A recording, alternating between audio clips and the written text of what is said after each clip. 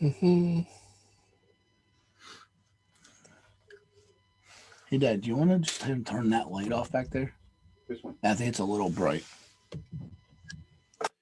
Yeah, that's Okay. perfect. That's perfect. We are live. So I apologize. We're a little late here, but welcome everyone to our live play-by-play broadcast of the St. Louis Cardinals and the Philadelphia Phillies baseball game. For Joe Aslina, I'm Derek Cano. We appreciate everyone coming on. Feel free to jump. I think this is only, I'll have to get to working on it. I think this is only going on our YouTube channel or our Facebook channel, not the YouTube channel as well. So I apologize for those that tried to go find us on YouTube, but I'll try to figure it out here.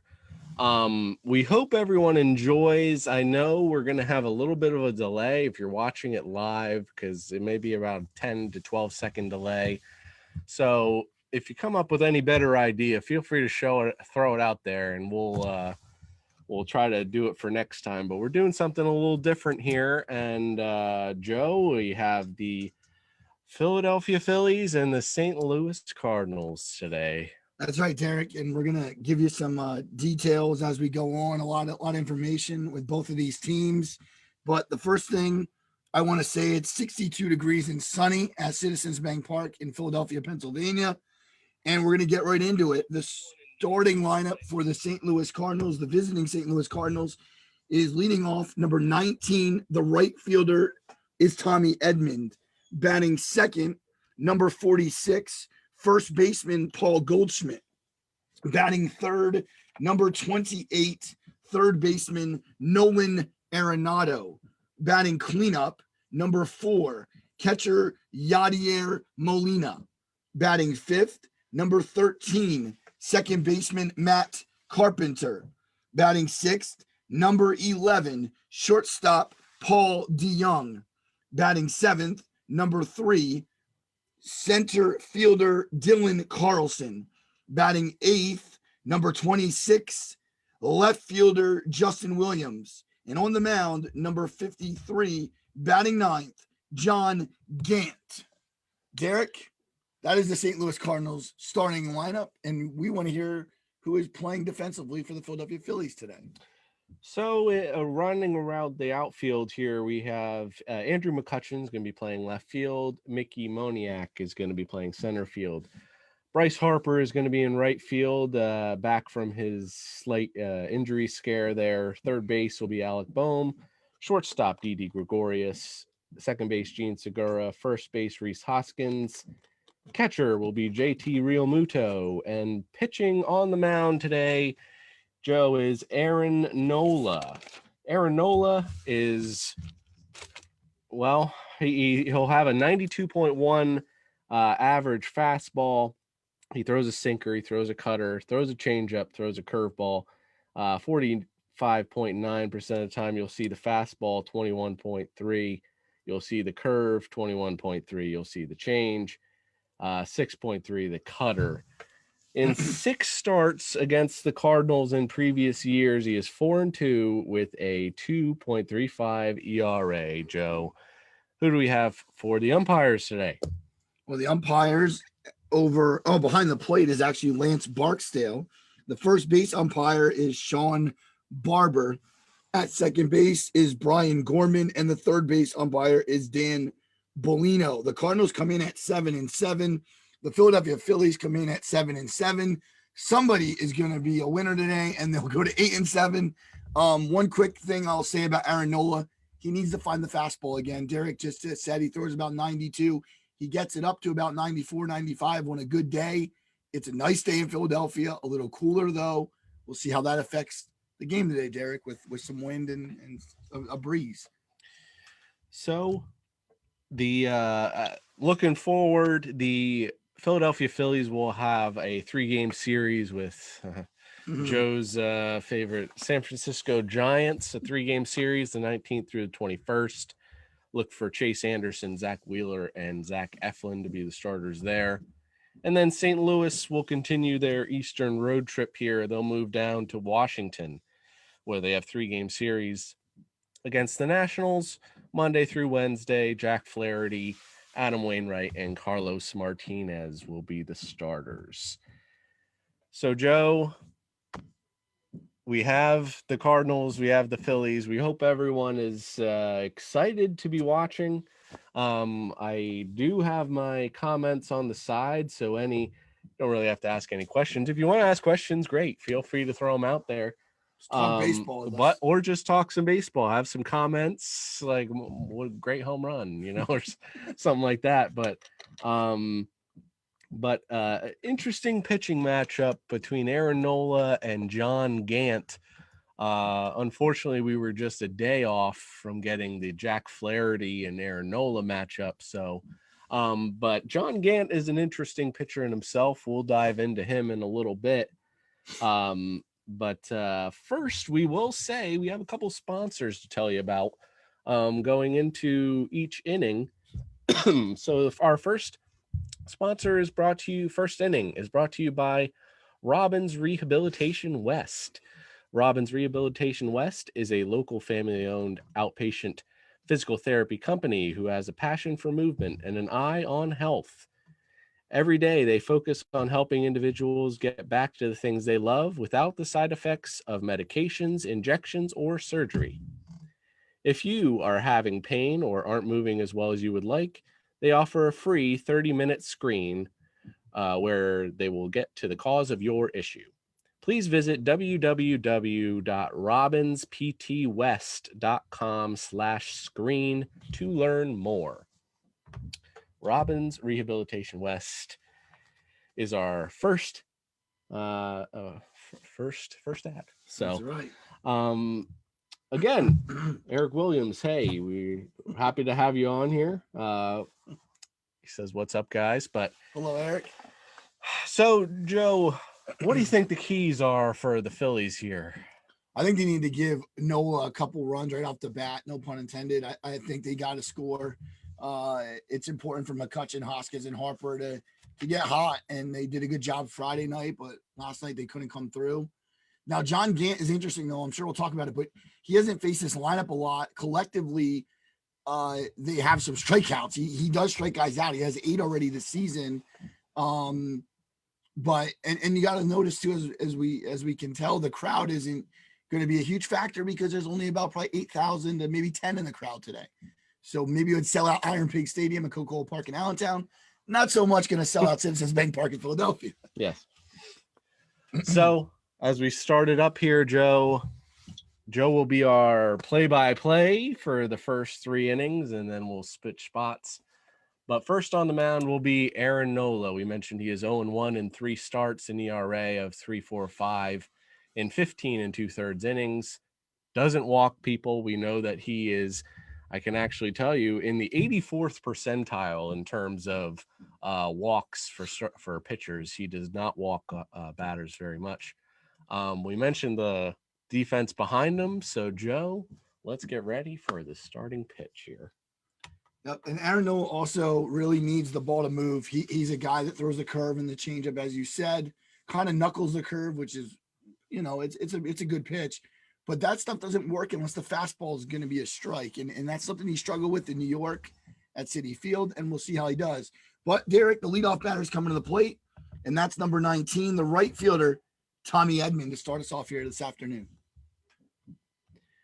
So Tommy Edman is playing right field for now because he was their starting second baseman to start the year, but 2 outfielders went down so far. We'll talk about them in a bit. Harrison Bader and Tyler O'Neill both went down to injuries, so he's starting in right field. Nola's first pitch is a little low for a ball. Edman's a left-handed batter, kind of a small guy, hitting at 305, 2 RBIs, but he's also stolen 3 bases, so we'll keep an eye on him if he gets on base. So now the 1-0 pitch, Derek, to Tommy Edman from Aaron Nola is fouled off. So 1 ball, 1 strike to the leadoff batter for St. Louis.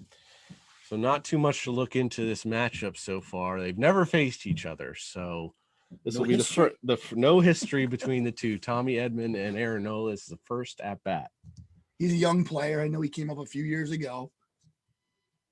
That's hit to second base. Segura has it up with it, and that's one down. So Gene Segura makes a nice play, and Noah's got 3 pitches, and it's one down. So that is now going to bring to the plate one of their boppers. Big free agent signing just last year? A few years ago. Few years ago. Number 46, the first baseman is Paul Goldschmidt. 2018. He was traded from Arizona to St. Louis. Seems like it seems like actually shorter, I guess. Well, here's Noah's first pitch to Goldschmidt. He's looking fastball. He gets one, but it looks to be a little down. So, Derek, that was 93. So Noah's throwing hard. You see, he'll probably hang around there, the 92, 93 miles per hour. He's not going to overwhelm you like you'll see a lot of these relief pitchers for St. Louis. That's a swing and a miss. Goldschmidt got fooled on that one, but it kind of looked like it was about the same pitch, maybe a little for a strike, but swing and a miss. So 1-1 to the Cardinals' big first baseman. Goldschmidt, he's at least 6'6", I want to say. And he's a big guy. 1-1 pitch is hit onto the middle of the infield. Segura over and makes the play. So Gene Segura puts 2 Cardinals out. Aaron Nola, 2 batters faced, and 4-3 in your scorebook. So 2 down, and Derek is going to bring up one of the best players in baseball and probably the best third baseman we've seen in a long time.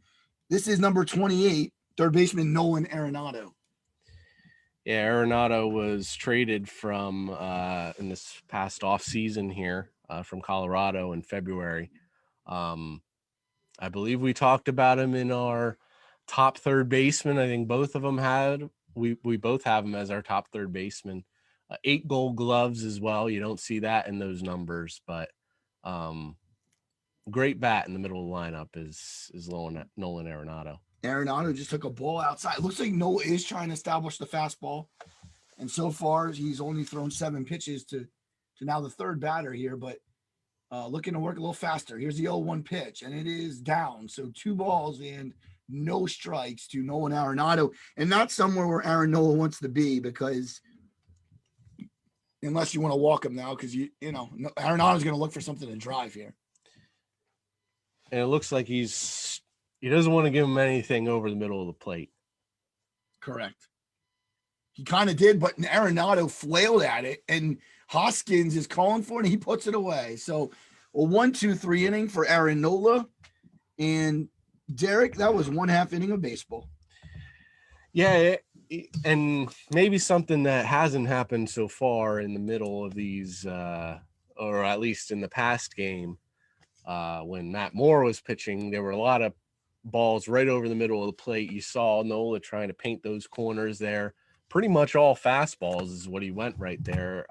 Maybe a sinker in there, but hit his corners, didn't allow anyone to turn on the ball, knock it down the line. So good 1-2-3 start for Aaron Nola. We might as well jump into the Phillies side of the lineup here, Joe. And as far as the Philadelphia Phillies, do you have the lineup in front of you, Joe? I do. Nope, I got it. So, hitting first, we have Andrew McCutchen, left fielder, batting 182. Hitting second is Rhys Hoskins, first baseman, 273. Third is Bryce Harper, right fielder, hitting 238.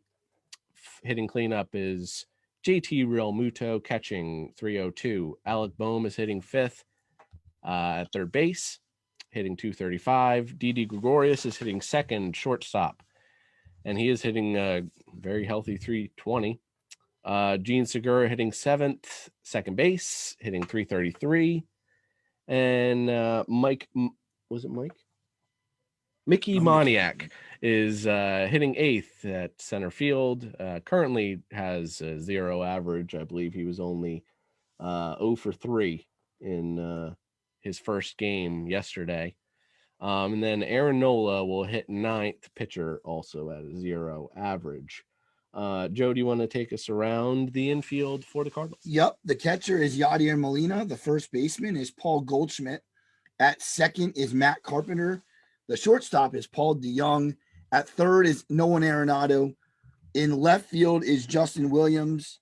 In center field is Dylan Carlson. In right field is Tommy Edman.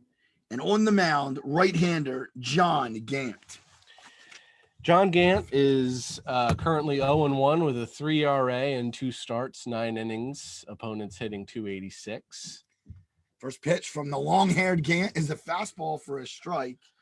Now for Gant, you're going to see a 91.7 average fastball, although technically it's a sinker that he's throwing. You'll see a lot of these come down in the strike zone last second. He also has a good changeup. Curveball. He'll throw his sinker 49% of the time, change up 31.7. And that's a ball way outside. So, and it looked like to be a slider, I'm going to say. 2 balls in 1 strike. Does he throw a slider? 9% of the time he throws a slider, and then 7.8 he'll throw the curveball. His hair is just unbelievable, Dan. 2-1 pitch to McCutchen is a little outside. 3 balls and 1 strike, and this is a good count for Andrew, as I think he needs to start to see more pitches up there. He's only hitting 182, I think. He'll probably be looking for a certain pitch here, and you'll see him swing if he gets it.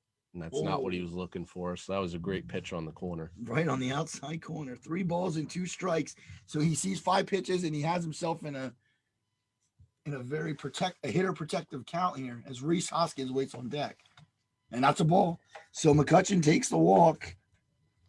And a good way to start for the Phillies bottom half of the first inning. And it brings up the first baseman, number 17, Rhys Hoskins.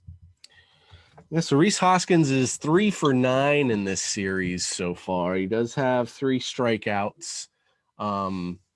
That 273 average, Joe, you'd be very happy to see Rhys Hoskins finish with a 273 average at the end of the season. Yeah, seeing how he only hit about 220 last year, it would be a big step up for him. But no, he's swinging the bat well, and he's going to all fields. So he steps in, and as he waves his bat over his head, Gant takes the sign from Molina, and probably a little bit afraid of McCutchen at first, and that's a ball outside. So 1-0 to Hoskins.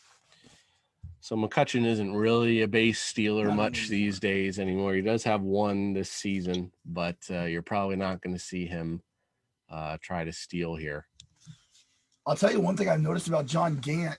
He's very interesting to how he delivers the ball. He kind of comes off to the one side a little bit. Yeah, to the left side. That ball's right to third. A nice play, Arenado, and they turn it 5-4-3 double play. Not what Hoskins wanted to do there. And that is a big 2 outs as the next batter is going to have nobody on base. No, you said it. Yeah, John Gant has and you're going to see it now because of the windup. While he's in the stretch, it's a normal stretch. But while he's in the windup, he has a very funky delivery, you'll notice. He takes a couple steps in various direction, and then he gets moving, all to try to just get some sort of momentum going. Yeah, and maybe also to throw off the hitter a little bit. Yeah. Well, Bryce Harper's going to stay in. He's playing right field today, his customary position. Bryce always matches. He's got the blue armband, and he's got the blue helmet, of course, with the cream uniforms. He takes that big hack for strike 1. Yeah, you see that little funky delivery from Gant there. He takes a step in one direction, then he takes a step in another direction, and then he gets it moving. And Derek, by the time he comes out today, I'm going to try to think about who he reminds me of, because he's going to remind me of somebody by the time the day's over, as in a former pitcher, hopefully. 1 ball, 1 strike now to Bryce Harper. And that ball is a little high. It even might have been a little outside there. And Bryce takes it. Harper has hit against Gant before, unlike several of the Phillies. He is 0-2 with 4 walks. So he's gotten on base 4 out of 6 times, at least, against Gant. And watching the Phillies, as I do a lot, I will say that Bryce Harper does a good job. And throughout his career, he gets into these counts 1-0 or 0-2, even 1-2. He always gets to the full count. He has a great eye up there. So we'll see what happens here in this 1-1 delivery from Gant. and he kind of got jammed, and he fouled it back towards the third base side. 1 ball, 2 strikes to the Phil's right fielder. And some would say their guy, as he's making a lot of money for a lot of years. See some Fanatic hats out in the seats today. It is Fanatic's birthday at Citizens Bank Park. 1-2 delivery from the right-hander, and it is fouled off to left field side. That ball was at 92, Derek. He's channeling Aaron Nola right now. Yeah, that's about where they both kind of sit around the same miles per hour. Aaron Nola's 92. John Gant is just below 92. But again, he has that sink. So you see his fastball kind of dive a little bit. Harper hitting at 238. Forgot to mention that. And that one fouled off again. So Bryce seeing pitches. And a guy like JT Realmuto on deck, you got to feel that he's a veteran. He's a guy that is watching Bryce's at bat right now and seeing what he's doing to him. And this is why I think it's important to have that good at bat, not just to get a hit, but maybe to work the pitcher. As he's up to 13 there. Here's the 1-2 pitch from Gant. Oh, that looked like a 2-seamer. He tried to get it inside on him, but it actually missed inside. It's 2 balls and 2 strikes. How you lay off that pitch 1 and 2? I'm not really sure. Very good eye there. We didn't think. Yeah, go ahead. No, go ahead. JT, we didn't think would be playing today, but he actually is in the starting lineup and he is on deck. 2-2 pitch. This is hit well to right field, and this ball is fair. It's gone. It's a home run. Bryce Harper with a solo home run in the bottom half of the first inning. And I didn't want to be premature about it because I thought that was fucking foul, Derek. It looked like it was hugging the line. So that is the 3rd home run for Bryce Harper this year, 7th RBI. And his first hit off of John Gant. How about that? Exit velocity of 111.8 miles an hour. Wow, that was struck. His back looks good, Derek. I think we'll say his back looks good today. Yeah, that was a nice shot he had there. Yeah, for those that didn't see, he did have some back tightness yesterday. That's why he was left out. Always was day-to-day for the time being, but he's back in lineup today. Here's catcher JT Realmuto. We're number 10. And he actually swings and misses at the 90. It looked like it kind of looked like a fastball, but it moved a lot. We're going to say that was like a 2-seamer there. 0-1 now. Slider. It's probably slider. Yeah, maybe it wasn't 93. It might have been 83. This is so Gant comes back with 2 fast or another slider. Yeah, so 2 sliders. So JT not seeing a fastball. Realmuto in the series, I know he has a home run on Friday night to put the game away. Nice shot to left field. He's hitting 302 right now on the young season. And swinging a miss. He went down to 1 knee, Derek. There was his nasty changeup to get him out of the inning, and a strikeout for John Gant to end the inning. So Harper goes yard. Phillies don't leave anybody on base, but they get the home run. So it's Phil's 1, St. Louis nothing, and we move to the top of the second. We hope everyone's enjoying on Facebook. That's the end of the first inning. I hope you can hear us all correctly. If you can't, please say something in the comments because the microphone is a little bit away from both of us, but hopefully you can hear us all right. That'll bring us to the second inning already. Wow, that was a pretty fast first inning. Our second inning is brought to you by St. Michael the Archangel School in Bethlehem. You want the best for your child? We want the best for our students. At St. Michael the Archangel School, located in Bethlehem, we provide a challenging and individualized curriculum based in faith to develop the whole child. Visit our website to learn more at st-mikes.com. That's st-mikes.com. St. Michael the Archangel School in Bethlehem. So, Joe, you might have noticed that change up there for John Gant. It really just drops off. And I was able to look up. It's called a Vulcan change up, and it looks more like a splitter than a change up, but if you, for those Star Trek fans out there, you got this type looking thing here, but that's where it is. He puts in his changeup in between his ring finger and his middle finger. I have small hands, so I'm not going to be able to completely show you, but this is the type of changeup that he's throwing. He has the middle finger and then the ring finger, and in the middle is where his you get that little split action, and it's really going to dive at the last second. Whereas some people, you'll see more of a circle change like this with those two fingers on the seams, but he's got them separated here, and that gives more of the dive action. So Yadier Molina now stands in hitting cleanup, and he just swung and missed. That looks to be a fastball from Aaron Nola. Just so the listeners out there know, Bryce Harper just got a big ovation from his right field fans as they're appreciating the home run.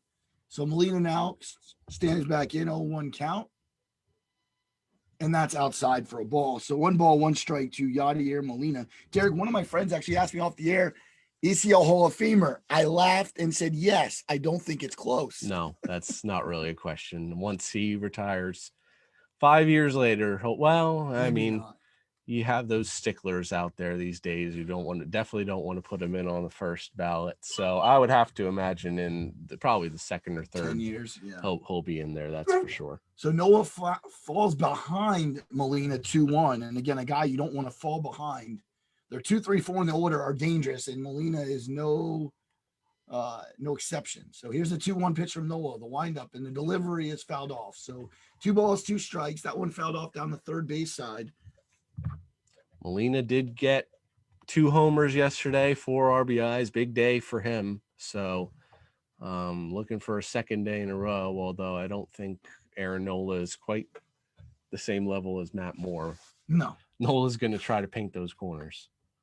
It hits this up the middle and over the head of Gene Segura. So a nice hit by Yadi Molina. Moniak gets it in, and Molina has a single to start off the top of the second. He's now 3 of 9 against Aaron Nola. Well, he's been around, Derek. He's pushing 40, but there it is, Derek. The replay shot to left field. I love those uniforms, by the way. They showed the powder blue uniforms for St. Louis. And there's another shot to left field. Matt Moore, stop going inside. That was Romero, it looked like. Yeah. Oh, sorry. I thought it was Moore. But anyway, Yadi's a great player, and he finds himself back in St. Louis for his career. This is Matt Carpenter, the second baseman, left-handed batter. Doesn't use batting gloves. I always think that's impressive. And that ball was a strike. And, Derek, that looked like his changeup. I want to say it was changeup. You can see Carpenter is 077 with a home run this year, but really he's the utility player for this team this year, but he's filling in at second while Tommy Edman is out in right field, while those 2 outfielders are currently injured. That ball missed very, very outside. Real Muto had to literally get up from his catching position. 1 ball and 1 strike. Carpenter hitting 265. No, he's not. Career, he's hitting 265. Yeah. 077 this year. Right. Struggling this year. Yeah. And you're right. Edmund played a lot of third base for St. Louis last year, and even the year before. Here's the 1-1 pitch to Carpenter. And that's for a strike. And it looks like the ball is moving well for Noah. That could have been a 2-seamer. And sometimes he throws his curve hard. So I was going to say between a 2-seamer and a curve. It is tough to see the ball move if you're not really there live. So that's one thing we'll struggle with today a little bit. But we know our audience will forgive us. 1 ball, 2 strikes. Noah's thrown 17 pitches. We're here in the top of the second. That ball is high. 2 balls and 2 strikes now to Carpenter. Derek Carpenter is a veteran. He's a guy that's not young. Pushing, I think, in his mid-30s, but he's a guy like Molina that knows the Cardinals organization. It's been there for the good years and maybe not so the good years, and he's a very good hitter, so I'm sure he's going to snap out of this. Yeah, 9 years now in Major League Baseball, so 35 years old. Yeah, he's not a part of the future, but definitely someone who can fill in. That ball a little high. Carpenter, with a good eye, he just kind of looked at it and said, no, I'm not going to go. So it's 3-2 now, and Aaron Nola starting to show why he hasn't been successful earlier this season. He's just flirting with his command. Carpenter severely struggled against Nola in his career. 3 of 16, 188 with 6 strikeouts. So we'll see if Nola can make it a 7th here. Maybe look for another changeup if he can get that in the strike zone. Hit to right field, but that's foul. It's going to find the netting. Good play by the ball girl. So 3 balls and 2 strikes, and Carpenter needs an I think he needs a bat. Derek, is he motioning the dugout for a bat? Might have. No, yep. Yeah, he needed a bat. Cracked his bat. So there it is, 47% four seam. It's about almost tied. It is tied. Knuckle curve and change up at 23. Yep, that matches up exactly with his previous 23% and 23%. He throws his curve and change pretty even. Maybe look off speed again. He's been struggling with his fastball command. Oh, that was a nice pitch. Swing and a miss. Aaron Nola's and Carpenter can't believe that he missed it. And I think he just asked the umpire if it was a strike, and it was. It was right in where you need it to be. Nola's first strikeout on the day. Yeah, maybe. No, that definitely would have been a strike. So that's now batting in the 6th hole is number 11, the shortstop Paul DeYoung, hitting 152. But he's another good hitter, so I expect him to actually snap out of his slump. The only player, Joe, who has a home run in this lineup off of Aaron Nola so far in their career. He is 2 of 9 with 1 home run against Nola. Goldschmidt. No. Oh, it's DeYoung. It's DeYoung. He's the one. DeYoung has the well. There you go. And he did have a home run last game as well. Here's the 1-0 delivery from Aaron Nola, and that is swung on and missed. So 1 ball and 1 strike. And Derek, it looked like he tried to tie him up. That might be more of a 2-seam. You saw that movement ran inside, and it's very difficult for a right-hander to hit. I want to say, too, that, Aaron Nola, we talked about the ball moving, but he also knows that hitters know him by now. He's been in the league for a while. And swung on and missed again. That a fastball. Yeah, that was over the middle, so he missed that one. 1 ball, 2 strikes. Nola has not been able to have that big game. He struggles with the home run ball. Sometimes he gives up that 0-2 pitch or 1-2 pitch. And so right now he's in a 1-2 count with DeYoung and has thrown out 24 pitches through not even past the 2nd inning. So he needs to come up with out here. And he struck him out. So it looked like another 4-seamer, Derek, at 94. Couple more ticks on that. He really reached back a little bit to blow it by DeYoung there. Big strikeout. So if you're the Cardinals here, who do we have coming up next? So it's going to be number 3. The center fielder is Dylan Carlson. See, Carlson gives you a little bit he is a rookie, so he's someone who's going to give you a little bit of power. Doesn't have a ton of speed, but so he's someone who's going to try to drive the ball down the line here, and maybe knock in the runner on first base to tie this game up. That is a ball outside. Looked like he started him with an off-speed pitch. And I think the reason there is because Caleb caught him, the new pitching coach in Philadelphia, has probably told Nola, this guy does have some pop, and maybe you want to watch. You can throw fastballs to DeYoung and to Carpenter, and we'll see how the game unfolds. But he went off speed first pitch. So 1-0 delivery from Nola is outside again. So now 2 balls. And again, Derek, he went with an all-speed pitch of just 76 miles an hour. You saw the 3 home runs, 10 RBIs. So he's definitely someone who can be in the middle of the lineup. So it's a little odd to see him down towards the 7 hole.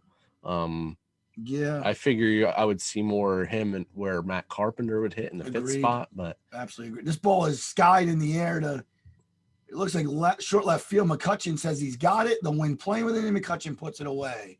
So Aaron Nola with 2 strikeouts. He allows a single, but gets a pop out. And Derek, the Phillies come up here in the bottom of the 2nd inning, and I think we have a sponsor, Derek. Do we not? Not till the 3rd inning. Oh, wrong one. Sorry about that.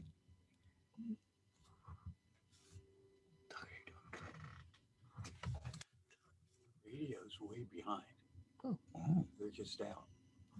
Just made a third out now. Yeah. So for those trying to watch on YouTube, well, obviously you're not watching right now. You'll be watching this later on, but I apologize. I'm trying to somehow get it on YouTube, but it only let me do Facebook at the time. Yeah, I don't think I can do both. So I apologize. We'll try to get that fixed and see if I can do 2 at the same time. Should listen. Yeah.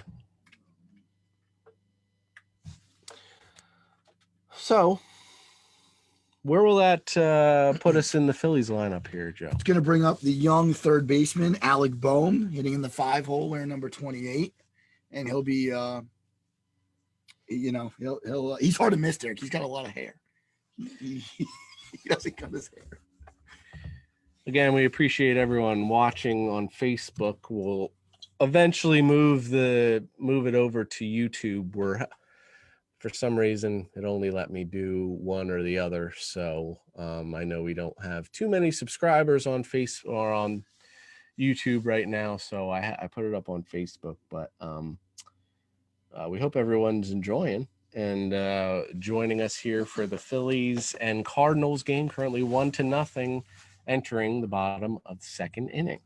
Yes, and leading off for the Phils is the third baseman, number 28, Alec Boehm. And Boehm on the year he's getting some nice hits. Actually, he is hitting only a 235 though, currently, but he still has had some hits for himself. Here's Gant's first pitch to Boehm. And it's a ball outside. Molina's such a good framer, Derek. I thought, if Gant would be around the plate, he would really help him out a lot.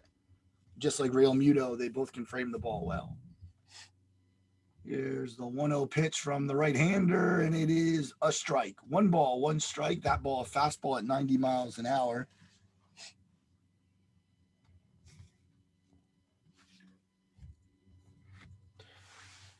No ABs against Gant. Does Alec Boehm have?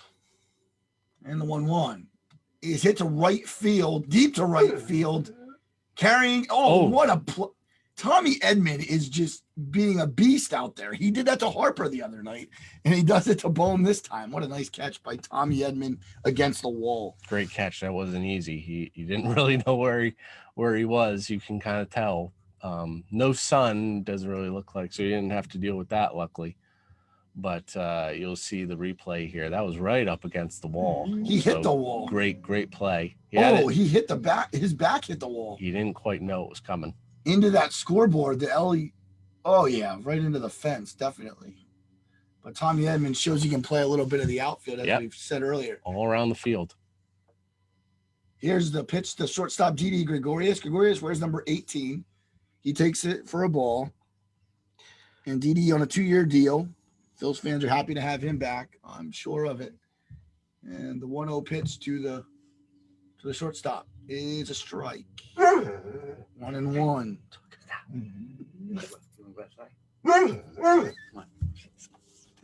1 ball, 1 strike. Didi's hitting 320. He's got 2 homers, 10 RBIs. He actually wears his mask there because he's got a kidney disease. That's why he wears the mask. Yep. That ball is in the dirt. 2 balls and 1 strike. And Didi and Joe Girardi go real back far because of the Yankee days. And Gant's working fast, Derek. He's not taking any time. 2 balls, 1 strike. Hit to the first base side, and it's going to be a foul ball. So 2 balls, 2 strikes. And the Phillies, when they usually play well, they get the pitch count up. He's got 25 already. So you can tell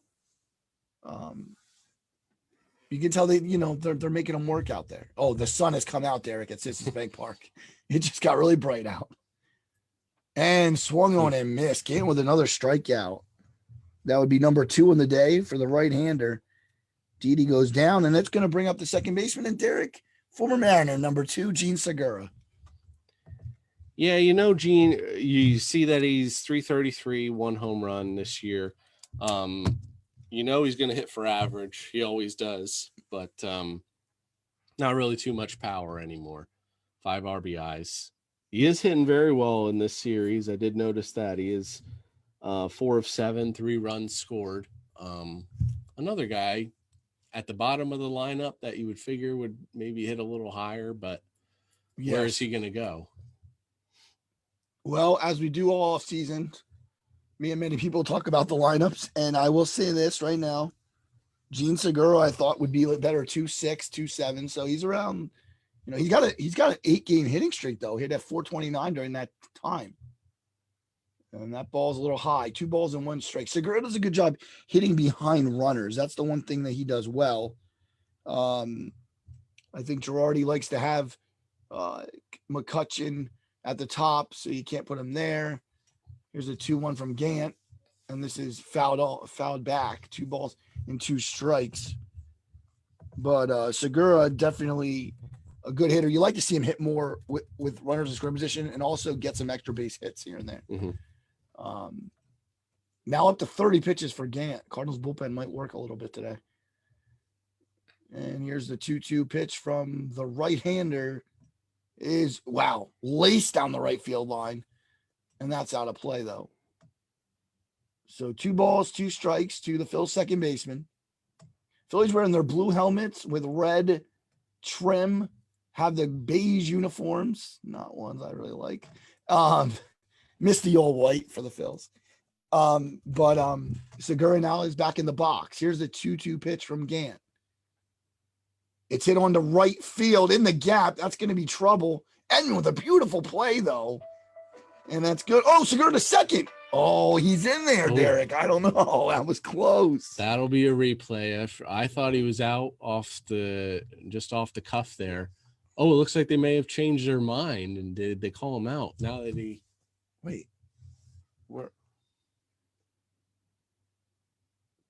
Oh no, he just seemed to roll over. Yeah.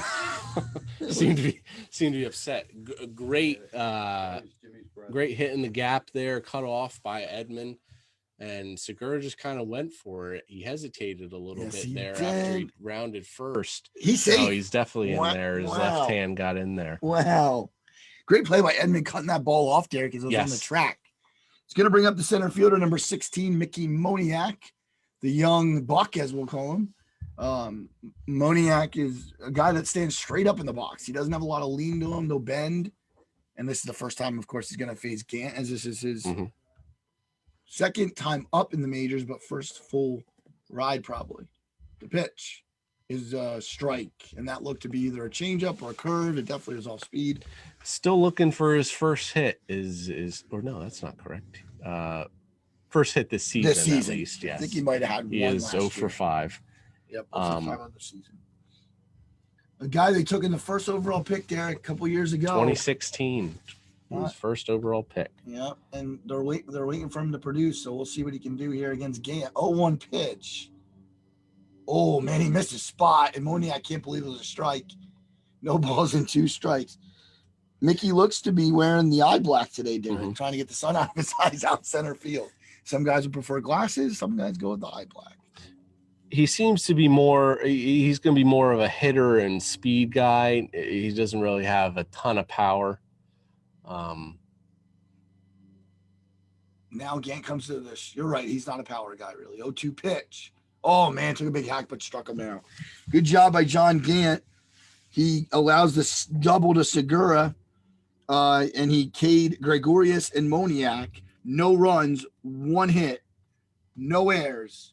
And we're going to move to the top of the third. The Philadelphia Phillies won, the St. Louis Cardinals nothing. Again, we appreciate everyone watching on Facebook. Once again, I don't know what it's part of the problem with just starting something new, because we just were able to get this on directly from Zoom. We were using a third-party site last time. So now we're directly doing it on Zoom onto our other sites. And for some reason, it only let me do one. I probably just screwed something up because I'm not amazingly tech savvy. But so I apologize. I hope for those that didn't get to watch today, but hopefully you get to watch this Afterwards, we're going to put it up relatively quickly, hopefully after, up on YouTube, and hopefully you can watch then. And we'll do some of these in the future if everyone likes it. I hope everyone's liking it. Feel free to comment in the comment section below. We're looking at that as well. Real quick, the third inning is brought to you by the Tom Heil team at Iron Valley Real Estate. The Tom Heil team at Iron Valley Real Estate lives by their promise, watch us work, proving to all their clients that they will work as hard as they need to make your dream a reality. Who else do you want on your side other than a team who on average closes $10 million plus in business per year and is currently the fastest growing real estate team in the Lehigh Valley? They believe that every client is family and that everyone deserves the same level of service, marketing, and attention to detail. So if you are in the market to sell or buy, contact the Tom Heil team at Iron Valley Real Estate by calling 484-550-2616 or visiting www.tomheilteam.com today. So we are going to move to the top of the third, and the leadoff batter here in the third inning for St. Louis is number 26, the 8-hitter, left fielder Justin Williams.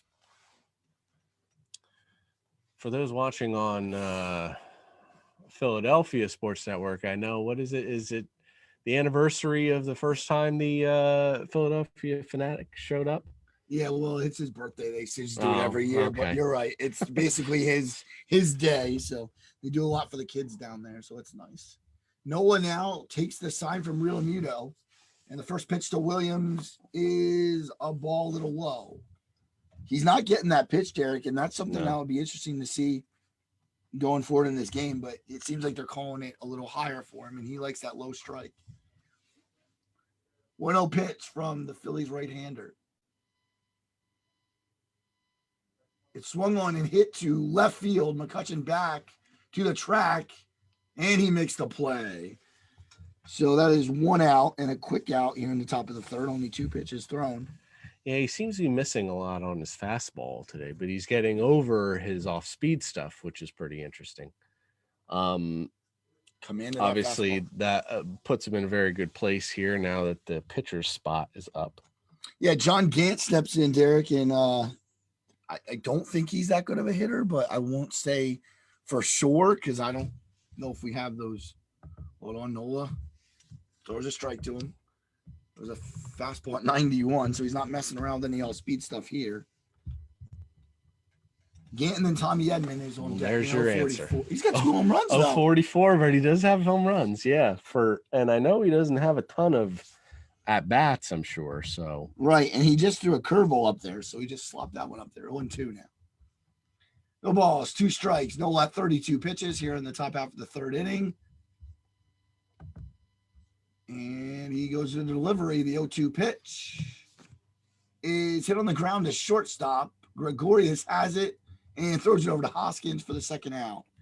So that will be the second out of the inning as Gant's retired. And it's going to bring the top of the order to the plate. Yeah, Nola didn't mess around there. He wasn't going to give him anything. Throwing breaking stuff, throwing fastballs. He wasn't going to take him lightly, So Tommy Edman, who I think is going to have to be a big hitter for the Cardinals this year, he is doing a good job in right field. He's 0 for 1, though, as he grounded out to first. Slugging percentage at 400, Derek. That's pretty good. And his average, I think we said it was 300, so it stays there as he grounded out last time on. Here's the pitch from Noah. It is a fastball for a strike, up at 93 again. That time he hit the corner, so. 3 of 9 in the series is Tommy Edman. Again, he is currently playing right field while Harrison Bader and Tyler O'Neill are out. Off-speed pitch for a strike. That time he got that call. That looked to be a little bit more of a strike. Harrison Bader has some forearm discomfort. He'll be out. He's about 10 to 14 days away from coming back into the lineup. 0-2 pitch from Aaron Nola. He tried the 2-seamer and it just didn't run. Did not hit the corner. Good eye by Edman. And then Tyler O'Neill, former Seattle Mariner has a strained groin. He could have the 10-day minimum, though, so he's about a few days away. So you'll see Bader jump back to second base soon. And Hoskins, nice play right to Noah. Oh, did he catch it? Oh, he dropped it. So Hoskins, man, a nice play. Noah drops it. I'm going to give that to E1, I think, right? I'm going to say E1 on that. Your classic PFP there, Yeah. pitcher fielding position. Noah's going to tell you. He tell you he should have had that. Yes, because they practice. That's one of the most practiced things. The banana, what do they call it? Right? Yeah. Yep. You got to make the wide turn. You see him run Good right. play by Reese. Right for the he just didn't have it. He didn't quite do what he was supposed to do there, Joe. You see, he went directly to the base. Yeah. He's supposed to run to the baseline and run up the baseline, so that way you can catch it and tap the base, because that's kind of put himself in an awkward position there. Paul Goldschmidt now steps in the 2 spot today and fouls off. And the unfortunate thing about that is you got to be careful here, because Goldschmidt's a home run hitter. Yeah, he's an RBI guy too, but he grounded out he grounded out in the first inning. It was the second base. Segura had made the first 2 plays of the game. So 0-1 now as Edmund leads away from first. He has 3 stolen bases, so watch out for Tommy Edmund. And he throws over to Reese, Hoskins, and Joe, you wonder if this is a time when maybe Edmund should try to steal. Maybe Nola knows that too. Right. Because, I mean, if he gets thrown out, okay, then you start with your 2 hitter and 2, 3, 4 coming up, and then you get in the scoring position if he does get the steal. So you can definitely tell Nola is probably thinking he's on his way. He's also up to 40 pitches almost. He's got 38 right now, so that's another thing. And not too bad for almost after 3 innings, though. He's in very good shape. And swung on and missed. 0-2. We have not said it, and I'm sure we'll talk about it a little more. The Phillies stay home to play the Giants the next couple of days. Derek did mention that earlier. And I think even the Rockies might come to town, or they go away. Then they go on the road to the 3 against the Rockies, and then against these same St. Louis Cardinals, this time in St. Louis, for 3 games starting next Monday. So swung on and missed. Noah got a 94 fastball. Goldschmidt goes down swinging, and that will move us to the bottom of the 3rd. And Derek, it's a little bit fast moving as both pitchers are working fast. Yes, absolutely. And both have looked pretty good too so far. Gant obviously only missed that one pitch, but sometimes that's all you need. And Bryce Harper with that home run. So we'll see if maybe Arenado, Molina, Carpenter next time up can get them going. But right now, and I mentioned to you off air, Joe, the St. Louis Cardinals are, and it's absolutely not something you would recognize for a Cardinals team. They are 30th in terms of starting pitcher ERA. So they need their bats to get going. And it would be a little disappointing here if John Gant, who is the 5th starter, were to get a good start out of them and then they just don't hit. So but that's the game of baseball. That's how it works. And true. So their starting rotation, I will say, has been a little hit recently. Obviously to start the season, you have Flaherty there, you have Wainwright. We've mentioned we don't know what you're going to get out of Carlos Martinez. He hasn't had an amazing year since maybe like 2017 now. He was bad than Kwang Hyun Kim just came back, left-hander from pitched decent, three innings, 3 runs, 4 strikeouts. Then Gant is currently their 5th starting pitcher. Dakota Hudson is out for Tommy John surgery that he got last September. And then Miles Mikolas is another name. Look out for eventually here. He was sidelined with shoulder soreness. Currently throwing bullpen sessions, but still would have to face live hitters. So he could be at least a month away still. But that'll take us to the bottom of the 3rd here, Joe. Yep. And Aaron Nola's leading things off for the Phillies. And he takes a strike from John Gant. So 0-1 pitch. Or 0-1 count, I should say. Nola's 075 career. Got 8 ribbies, though. He'll get a hit every once in a while. And strike 2. But as most pitchers, Eric, the managers are just looking for them to throw a good game and not so much with the bat. But some guys are more athletic than others. 0-2 from Gant now to Nola. And it's a little outside. It looked like a good pitch, though. Great pitch for 0-2, just off the plate. He's respecting very, Nola. very good for Nola to lay off that pitch, I must say. He's like, no, I'm not going to swing. 1-2 from Gant is strike 3. Nice pitch. So that's Gant. I think I have Gant for 1, 2. It's his 4th strikeout today. And the Phillies continue to struggle with strikeouts. That's going to bring Andrew McCutchen, Derek, to the plate. He walked last time. And then, unfortunately, Reese into a double play, and that was it for McCutchen. So he steps in at now with Gant throwing 39 pitches. You got to think the Phillies batters are going to want to make him work a little more, try to get those pitches up a little more. Here's the pitch from Gant and that windup. Oh, swing and a miss. That was a nice pitch. That actually looked like it was an off-speed pitch, but I feel like at 91, you don't call it an off-speed pitch. No, that's his sinker. The The Vulcan? No, that's a changeup. That's changeup. right. But he doesn't really have. Technically, his fastball is just a slight sinker, and Okay. you see it dive a little bit at the end there. Yeah. Even at 92 miles an hour. We saw Nola strike out the last batter. It was Goldschmidt. He threw the fastball up at him, and this time you saw that kind of go down on McCutchen. So right. Both styles very different today.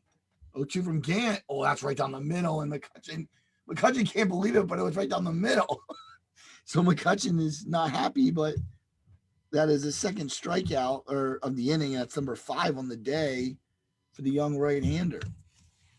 Wow, right. I mean, literally right down. And I don't know what he's looking maybe for. that was one that he was expecting to kind of drop a little bit, and that time it didn't. No, which is very odd to see. So maybe that was actually a 4-seam fastball that he threw out there as opposed to his normal sinker, because that one didn't really move too much. So maybe he was thrown off. See the sink there at 92 miles an hour. And I think I know now why. This is Hoskins, by the way, at the plate, the first baseman.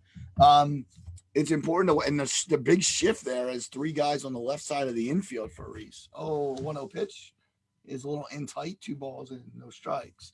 I really think that Gant can throw you off because of how his delivery is. As he comes off to the left side and he is trying to sink the ball, which is hard for hitters to pick up on sometimes. The 2-0 pitch now from John Gant. Broken bat and what a play. Oh, he dropped it. Oh, Carpenter's having struggling issues here. That was just shattered, and Matt Carpenter had to come a long way because of the shift, Jarek. I don't like shifts. About it. And that was a tough play for him. Right? Because that's not. I think he was going to maybe get there regardless, but you see that shattered bat, and it wasn't really something that Carpenter had to worry about, but he had to go probably around 20 feet to his left to try to make that play. And he did the circle. That's a tough play. Gant not happy as he showed some emotion. But that's frustrating as you make a good pitch there. And now he's got to face quite Harper. Remember. I wonder if he might have been mad at himself there because he was probably supposed to keep balls inside. Yeah. And that might have been a little more outside, although I would think it would have been inside if he broke his bat. So I'm not sure why he was so mad at himself. Yeah, or a little frustrated with the shift or Carpenter maybe a little bit. Maybe we'll hear. That ball is low. Into the dirt. Molina does a tremendous job back there, so that was no way Mike Maddox and Mike Schilt is gonna sit there and probably give Bryce a fastball here. He tattooed the last one. Yeah, I'm not sure where he might try to pitch around Bryce a little bit here, although after JT runner on first. JT struck out his last time up. And only 3 pitches, I think, if I remember right. 1-0 now to Bryce. And that's down and outside. Yeah, it looks like they're pitching without intentionally. They're pitching around him a little bit here. Not going to give him too much to hit. Yeah, and you don't really intentionally walk here because you don't want to put Reese on second base. He's in scoring position. And so you're right. They're kind of pitching around him. Gant just looks to me with his body language just a little upset right now. But again, you don't want to see Harper, the guy on base, and he's already hit the home run. If you just joined us, hit a home run in the bottom half of the first inning. And inside, Reese just got back. That was interesting. 3-0. But yeah, so the Philadelphia Phillies are up 1-0 on the Cardinals here in the bottom of the third from Citizens Bank Park in Philadelphia, Pennsylvania. Yeah, so that's a very just seeing that throw there by Yadi Molina made me think, wow, well, I remember what a great catcher he is, great caller of the game. So he's got to be frustrated in himself a little bit, knowing that his pitching staff right now is 30th in terms of ERA. You have Jack Flaherty on your staff, who's a possible Cy Young Award winner. Here's Gant 3-0. I don't think Harper sees anything to hit here. He might have a green light, Derek. And that was a change up low. He did not want any part of Harper there. And has he wanted a part of Harper ever? Because that is his 5th walk in against Bryce Harper in what is his 8th plate appearance. Yeah, so they didn't see him at all this year, except for now. Yeah. I want to say that maybe they saw each other. I don't think last year because they played the American League, and then because of the COVID pandemic, it was more of the NL East. So I feel that maybe it was 2 years ago they locked up in Harper's first time in Philly. Possibly. Yeah, probably. It would be what I would guess. But JT Realmuto stands in here with 2 guys on. Hoskins at second, Harper at first, both leading off. And Gant looks back at Hoskins, the pitch. Hit the shortstop. Oh, I think that hit the runner, and he's out then, right? I don't know. They're not saying anything. Hoskins is on third base. Oh, they are saying it now. Yeah. It looked like it Betsy hit Hoskins on the foot and ricocheted, and that if that happens, you're automatically out. That's why you see the runners jump or run out of the way when something comes their way. But are they going to review it though? Are they going to review it, or is it definitely clear? We'll say in the replay here. Oh, it hit him in the leg. That just went a completely different direction. What do you do with JT then? What do you do with? You could see the frustration there for Hoskins. Yeah. So that'll be the end of the inning. JT's out. Yep. Yeah. So does he hit next inning though, Derek? No. He hit the ball. That's pretty much like a fielder's choice. Oh, then, so. Right. Okay. So that's all she wrote. The Phil's got a hit, a walk, and then Gant struck out 2. So no runs in that inning, and we're gonna move to the top of the 4th with the Phillies leading 1-0.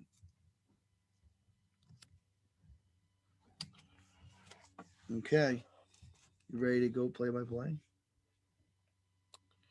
Well, yes, we're gonna switch up roles here for those watching. We appreciate those watching. Once again, I probably screwed something up to not get it up on YouTube, but it will be up eventually on YouTube. So we'll switch notebooks here if you want to hold on to that one. I'll do the little play-by-play, and Joe will be our color commentator. Okay. So as we enter the 4th inning, once again,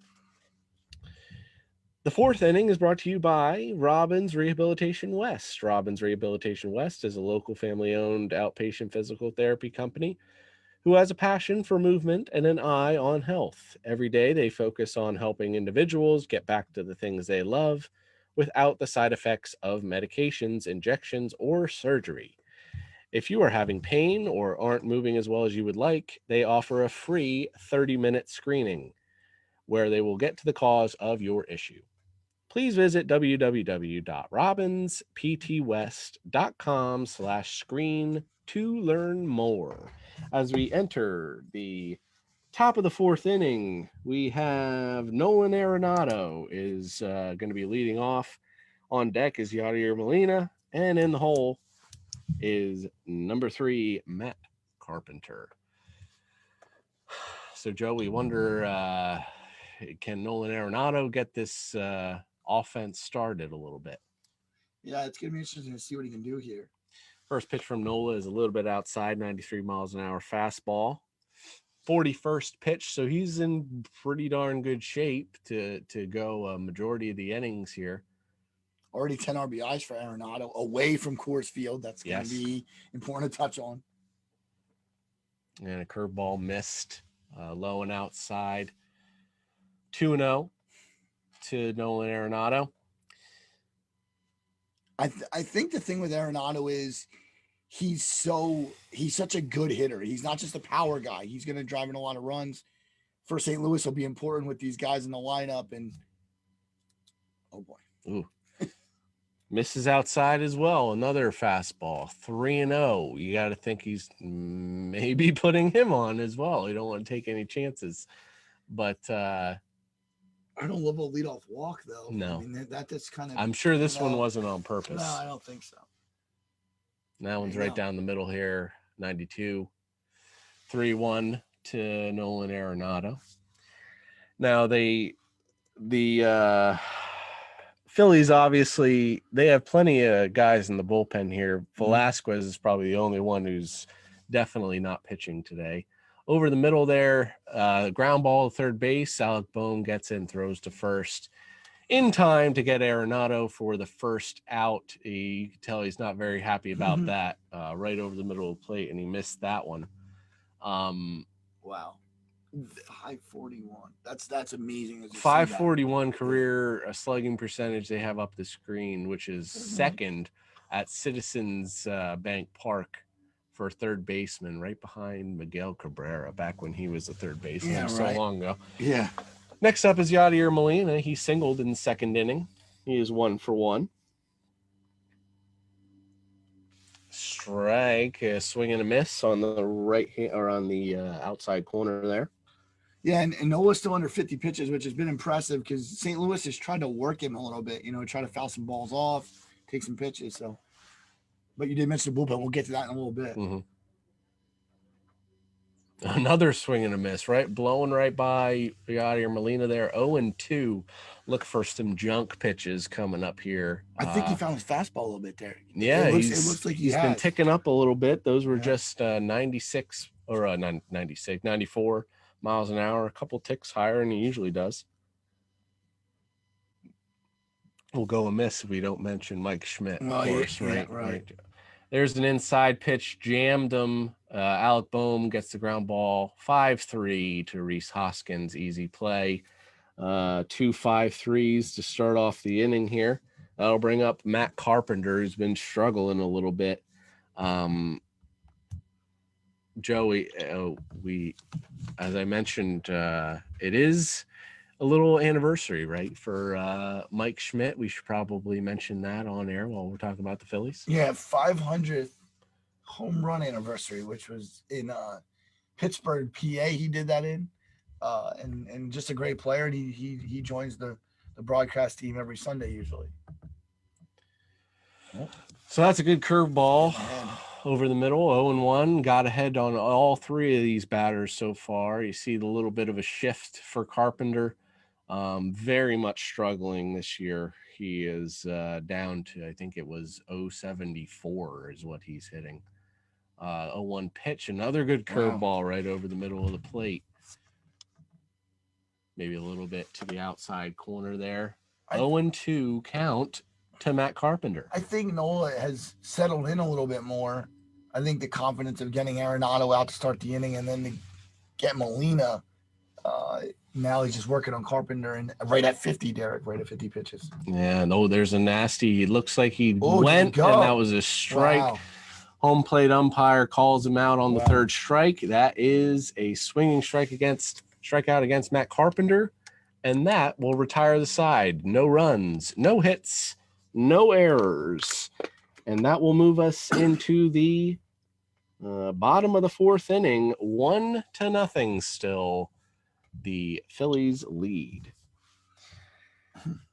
Interesting, Joe. And is this true? I may have saw this when I was doing a little bit of research. It seems like the first few innings and the last few innings is really when you get to Nola. While he's in the middle, he seems to really just find his stride and not really give up too much of anything.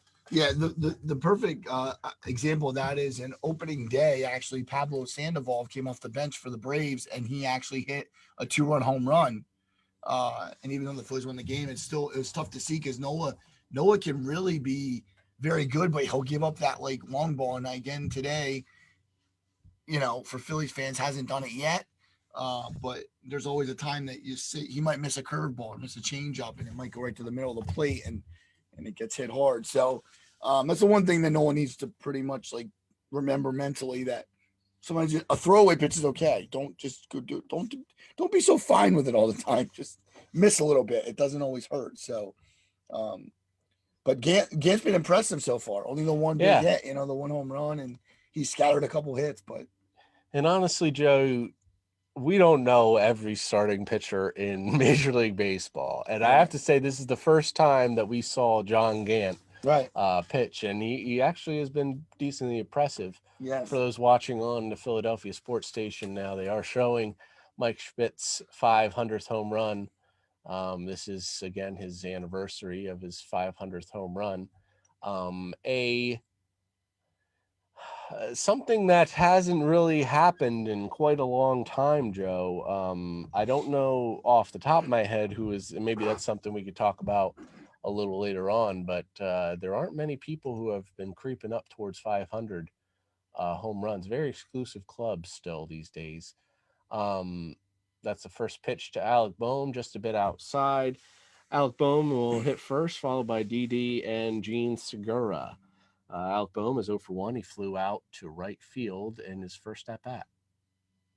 The other thing I was going to say too is that the Phillies tend to sometimes score a lot of runs in bunches, and sometimes now they'll have a game where they can't score runs, and now they don't have a day off for a long time, so they got to really, be consistent with that too. Ooh.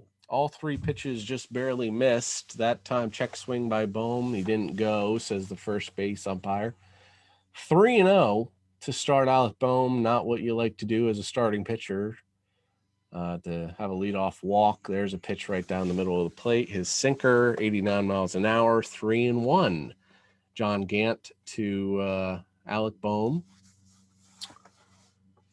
Probably he missed with a lot of off speed. Maybe another fastball here. He does, but it's hit right to the shortstop, ground ball. DeYoung to first base for the out. That is a 6-3 put out.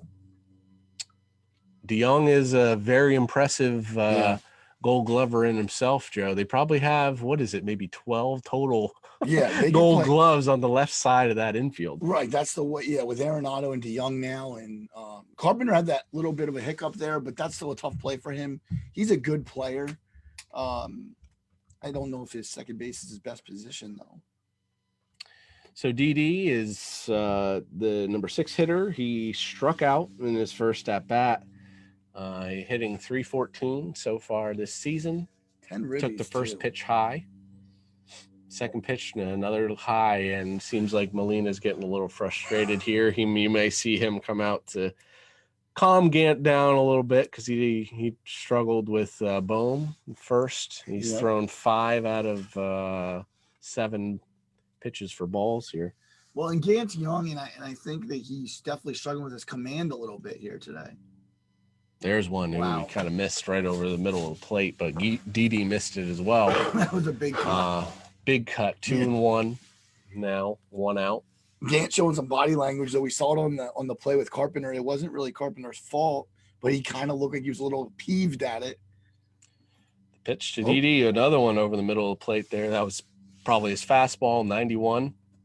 59 pitches up for John Gant so far, 2-2. 1 out. 1-0. Phillies still lead. Not much action hitting wise. Delivery from Gant. Off speed, got him to pop it up to DeYoung at shortstop, and that is a fly out to the shortstop. That is 2 outs for the Phillies, and that will bring up Gene Segura. So I think it's important too that when you have this lineup that isn't there's no weak spot. Moniak is going to hit as he gets time, but this is a tough lineup to go against, especially for a guy that hasn't seen them a lot. Very true. know, Yeah. It's going to be interesting to see going forward how it all pans out. First pitch to Gene is a big swing there. Off speed, probably a change up there. 0-1. He was looking fastball, Derek. Yes. He was looking to hit his second home run of the year, I think. Gene's up to 346 now. He had a double in the second inning, 1-for-1. Second pitch from Gant. Just tipped off to the right-hand side off the end of the bat. That's 0-2 to Segura. I think if Segura and Hoskins can continue to hit the way they are, the Phillies lineup is going to get more dangerous. You're going to get Real Muto, Harper, Didi, and Bowmal hitting. Segura and Hoskins can be the key to the season for the Phillies. Probably look for some junk ball here from Gant, the pitch. Oh, that he missed that one right over the middle of the plate, and Segura took advantage. In between the first and second position hole there, makes a long lead there, but single. Yep. For Gene Segura. And if you like I said earlier, and it kind of proved my point, if there's a guy on first base and that's McCutchen, he's on third base right now, or close. I mean, if you got speed there, or God forbid it'll be Robin Quinn that would be hitting. This is what you get from Segura, and he does it well. He does it really well to hit the ball to right field. Both his hits today in right field. So that was definitely a miss by Gant as well. So that cost him run on first now. And now we bring up Mickey Moniak again. Still looking for his first hit this season. Light toss over to first base is Segura. You wonder if this is another situation. Does he think that maybe, although you don't really want to start off with the 8-hitter if you're the Phillies. So right. I don't think Segura is stealing. Yeah, and he throws over again. I don't think this is a time that Segura would be stealing, because if he gets thrown out, you start off with a 9-hitter. Maybe the Cardinals are worried about a hit and run here. Yeah, that could be a very and you look at right field. If Moniak pulls the ball, that's a double. I don't even see the right fielder in the you picture. You have to wonder if they going to throw a lot of outside here, which they are. There's an outside change up. Go that way. Miss 0-1, 77 miles per hour. And Moniak still being young and still having his, like we said earlier, his first couple games here. He hasn't been even acclimated to pitching of the big leagues yet. I mean, I'm sure he's done some homework. He's a smart kid. You don't get to be the first pick in a draft not being smart. But he's going to have some, growing moments. Another outside miss off-speed pitch, 78, 2-0 now to Moniak. Obviously, Joe, you know better than most that the center field spot is wide open for the Philadelphia Phillies right now. So if Moniak can come up and play decent baseball, he may win. That may be his job for several years to come. Yeah, unfortunately, Adam Hayes had to leave the team, personal reasons, and you have a guy like Roman Quinn who can't really find it. 2-0 pitch. Good another one down low. Another off-speed pitch missed. 3-0. He's not doing too much up there. He's just letting it kind of happen. This could pump up Noel a little bit here. He comes up with 2 outs and 2 guys on base. Well, I wonder, do you give Moniak the 3? He hasn't thrown an off-speed pitch for a strike in a bit here. He's probably going to be a fastball. Yeah, maybe you tell him it's a fastball to go if hacking. If it's not a fastball, then you probably lay off. But maybe he'll get the chance to swing here. Oh, there's he threw the changeup. Interesting. Yeah, that was probably a changeup. That was his Vulcan changeup. You saw it really dive there. Do you think Moniak, with again signs in baseball, we both played? I mean, I think when you do signs, you kind of just do it normally, like okay, either hit or not hit. So I guess they gave him the sign not to hit there. Not even you're not. Yeah. I mean, maybe you tell him to swing in the fastball, but I don't know how. 3-1 from Gant, and he missed the fastball, completely missed his spot. That puts Moniak on first base, moves Segura into scoring position at second base for the pitcher, Aaron Nola. Now, you said earlier, he has a good eye, but I want to tell you this. Even if he makes it out here, you turn over the lineup. And that was important for Moniak to do. Like he walked. Yes. In 8 at-bats, Roman Quinn had 1 walk. So you can't do worst case scenario here for the Phillies, at least they have the top of the order coming up here, but Nola will look to help himself out and get himself a couple of runs here. The 0-0 pitch from John Gant. Another one low. Yep. It was low. You wonder he's struggling a little bit here. I wonder if Molina might make his way out to. I'm surprised he didn't go out there in the Moniak at bat. Just After the walk, yeah, I would have thought so too. He's thrown a lot of pitches in this inning. Yeah, he's up to 69 already, and here comes number 70. The 1-0 from John Gant. Another fastball outside, Derek, that and wasn't here he even comes. We should be in broadcasting, Joe. Molina going out to talk to John Gant here, calm him down a little bit. Maybe you'll see pitching coach Mike Maddox come out to the mound, but no, not quite. But this is Molina's leadership. He's that guy. He's going to go out there and probably say, listen, buddy, relax. Like, he just threw a ball in the dirt to the pitcher. I'm sure this is no more than a relax, throw the ball over the plate, let your fielders take care of it, because this is the pitcher. Yeah. So what the Cardinals don't want to do here is walk Nola to give McCutchen a chance with the bases loaded, because that's not something you want to do right now. No. If I'm Nola, though, am I taking a hack? And it looks like he might be throwing another off-speed pitch here. Oh boy, they're testing it. But that's what he's been throwing over. He's not throwing his fastball over the plate. But there was a sinker, outside corner. He throws at 90 miles an hour too. That's impressive. And that's like his kind of sinker, four-seam combination pitch there, almost. And Segura's over at second, just to remind everybody that it's been a long inning. So the 2-1 from Gant. That was a inside pitch there, and Nola went for it, but fouled it off beneath him. 2-2, 2 outs. We have a runner on first and second. Yeah. Segura on second, Moniak on first. So if he can get something maybe in the somewhat gap here, you would think Segura is definitely going to be able to score and put him up 2-0. Moniak to third. Moniak's fast. 2-2 pitch from Gant.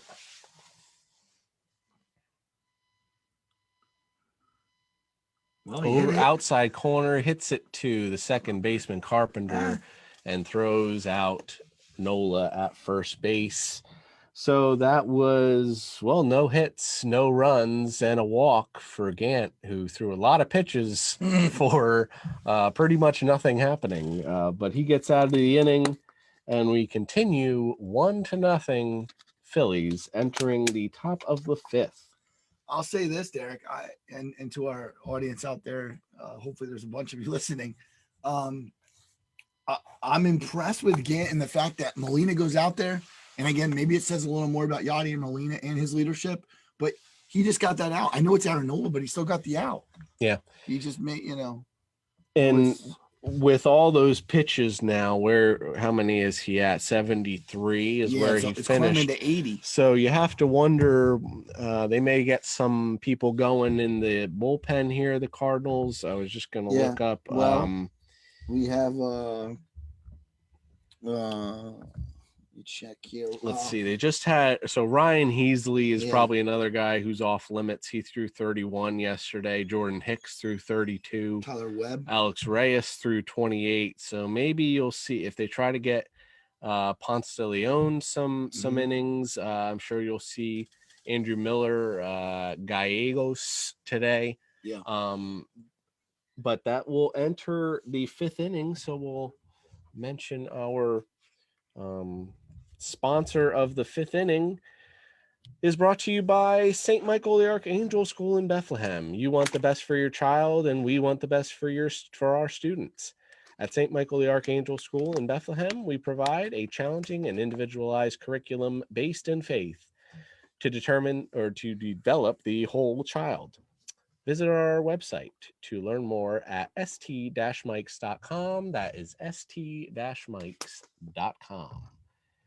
As we start the top of the fifth, Joe, the Cardinals really got to get something going here because I believe we have, one hit for the entire game for the Cardinals here. Molina, right? And they are struggling. Yes, Molina with a single in the second inning. Yep. So we'll lead off here with Paul DeYoung, the 6-hitter, shortstop, number 11. DeYoung is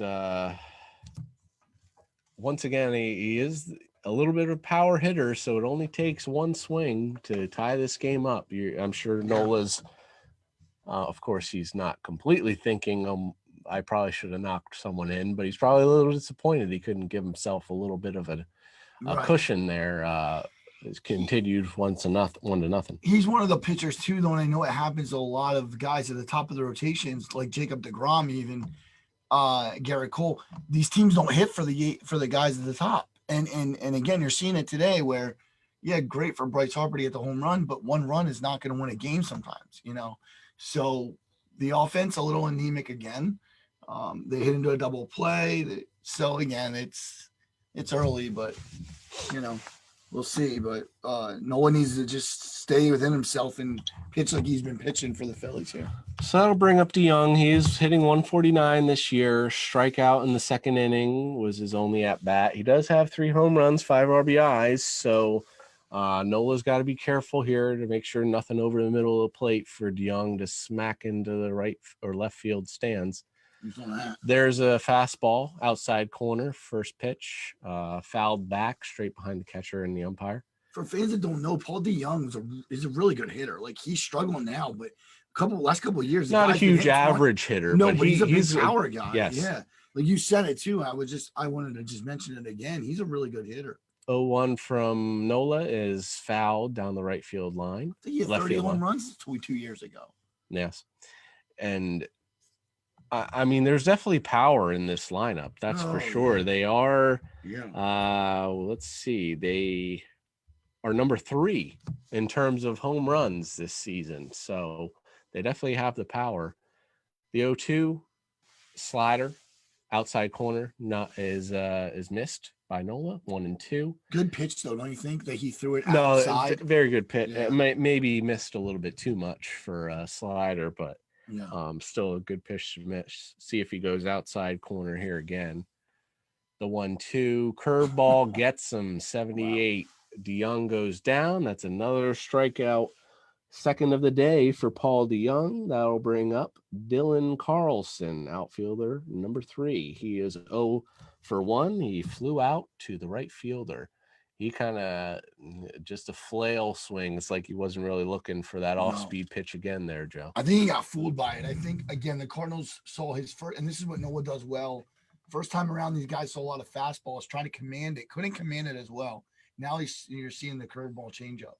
First pitch to Carlson, another curveball over the middle of the plate there, 0-1.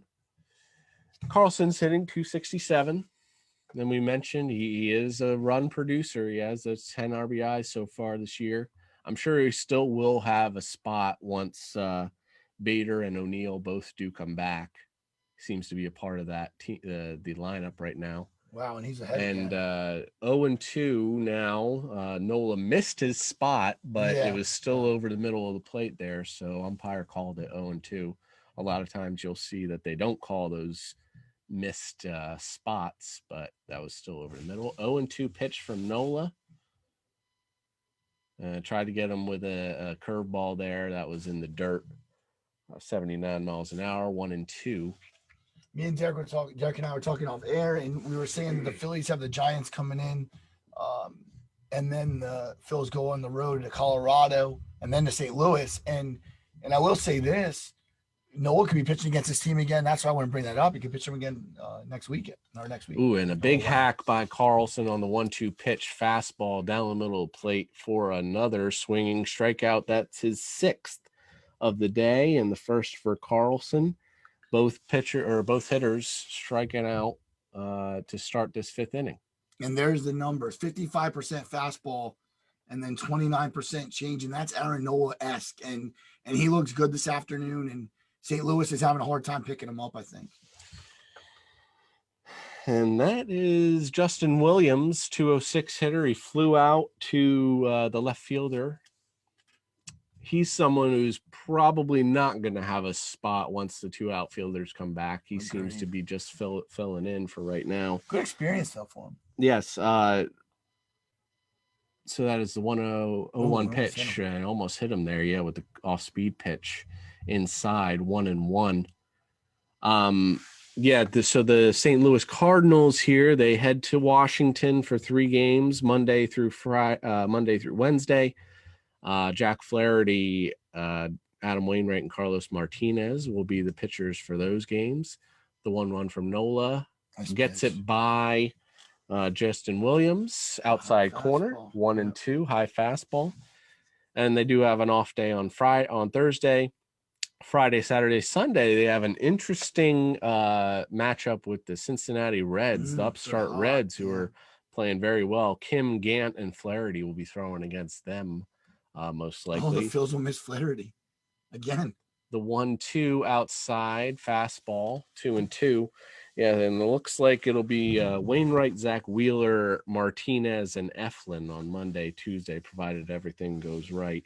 And then probably Kim will be the next starter for them. Nola with the 2-2.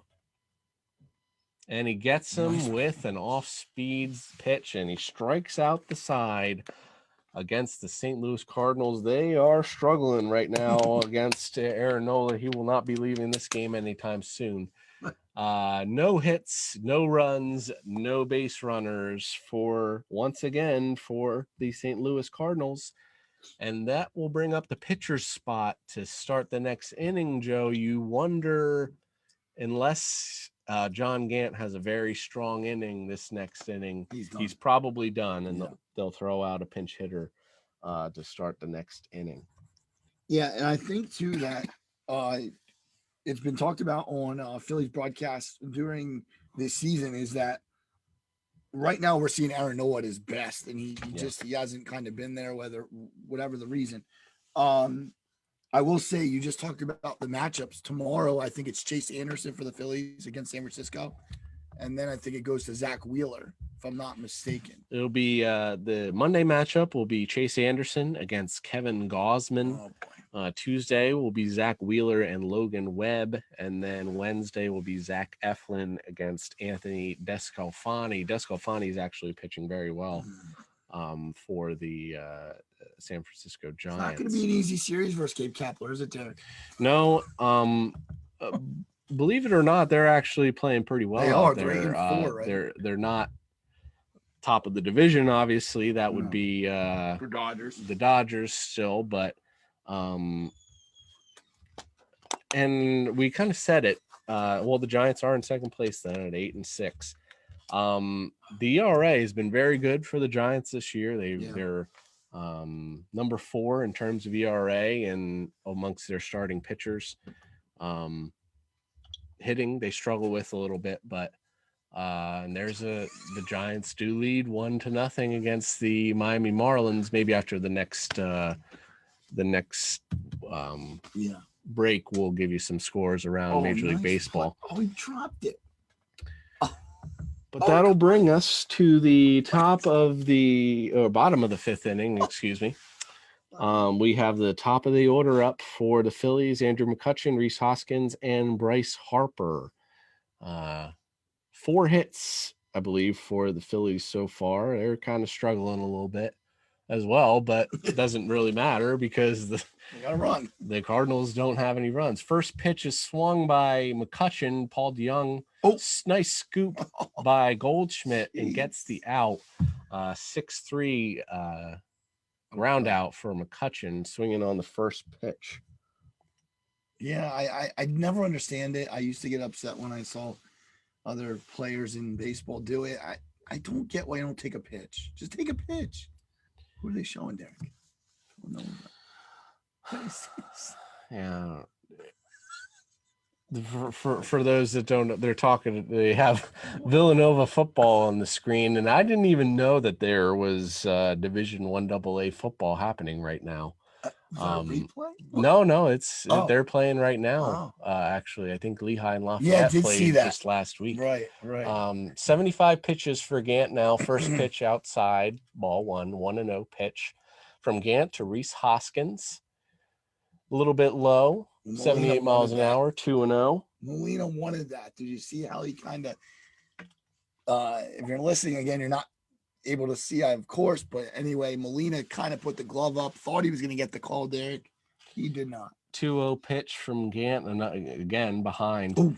And he almost hit Hoskins there inside 3-0. That's another reason. Why is McCutcheon swinging on a first pitch when he hasn't really? Gant has gotten behind on a lot of hitters recently. Very good point. So very interesting that we swung at that. The 3-0 pitch is over the middle for a called strike. I venture to guess though McCutcheon is aggressive as it is. Yeah. So I just think he just went up there, going for a nice pitch there. Hoskins is 1-2 today.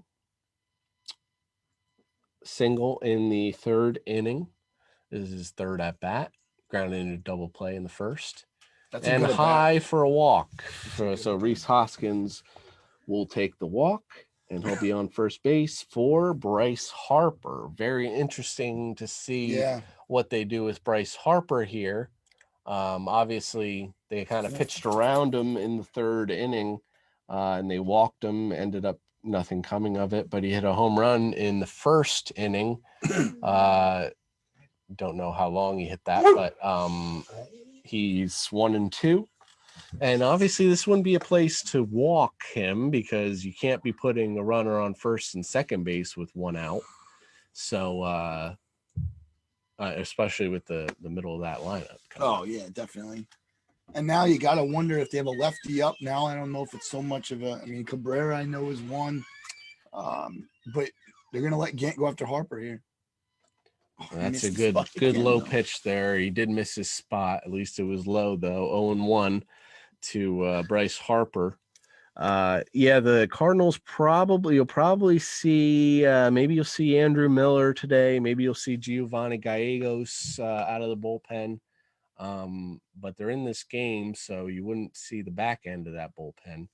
The 0-1 pitch from Gant to Harper here, runner on first. I don't think Reese is going anywhere. And that's another tough low pitch there, and Harper fouled it away down the right field line. That's 0-2, so Gant is in a pretty good position here now. Maybe you'll see him get that junk in, and you're actually seeing the defensive shift in the middle of the at bat here. So they're really playing Harper to pull. So most likely you're going to see him throw some inside pitches here. So long as he decides to bunt on the third base line when this happens. I've seen it before. The 0-2. And he slaps it the other way down the line. It hits the outfield corner of the outfield there. That's a good hitter, man. Hopkins makes it to third base. A nice slapping double by Harper down the line. It hit I'm not sure what that's called, where the outfield kind of juts out, the stands kind of jut out there.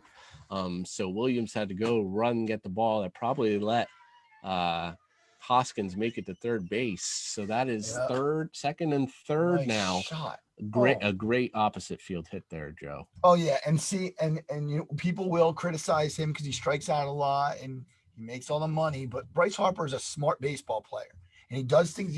He does. And look at this. He's going to probably get the pitcher out of the game right here. And here comes Maddox. So he's going to talk to, and whether that or not, that's just to let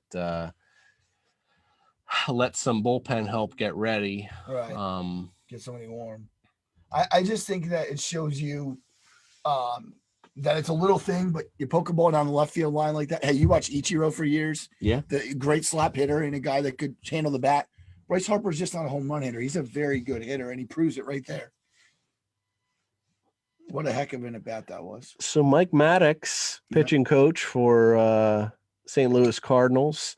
He was, of course, brother to Greg Maddox, the great Greg Maddox. Yeah. Former Phillies pitcher. 6 years for the Brewers, 7 years for the Rangers, 2 with the Nationals, and this is his 4th with the Cardinals. So you have to think this might be the end of the line for Gant, Joe, but maybe he can get out of this inning is what they're thinking. This is an important at bat with Real Muto. I'm a little surprised if there's not anybody with a track record down there.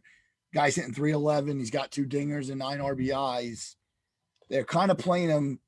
Well, Arenado's back at third, and they're in double play depth, which doesn't make a lot of sense. They might be even up a little bit. Yeah, a little bit up more. So 1 out, second and third. 0-0 pitch from Gant inside.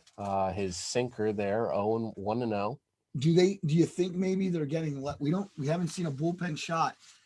JT's 5 of not. They just walked. Oh, him. and it looks like they They intentionally just walked intentionally them, walked and so that'll put the bases loaded now. Maybe they were playing a little Strategy or they were there? playing in so that they were coming home regardless. Right. So now you'll probably see the corners come home, but the middle infielders will probably go for that double play to end the inning. I know Alec Boehm isn't hitting all the time, but this is a kid that is he's only hitting 226. His on base is really low. His slugging's at 320. I just don't know if this is what I wanted to do here. Now you're giving a kid a chance here that could just drive the ball, even for a sac fly. Boehm can open it up a little bit here. He is 0 for 2 so far today. He grounded out to shortstop and flew out in the second inning to right field. So he can kind of open this up if Gant gives him something over the middle plate. 0-0 pitch almost hits him again. 1-0.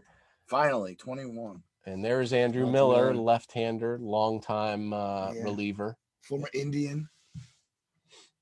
You have to wonder if it may be a little bit too late here. Maybe they should have brought in Miller a little early. To face Harper. The 1-0 from Gant. And that one doesn't quite hit the top of the strike zone. 2-0. Molina's complaining a little bit to umpire Lance Barksdale.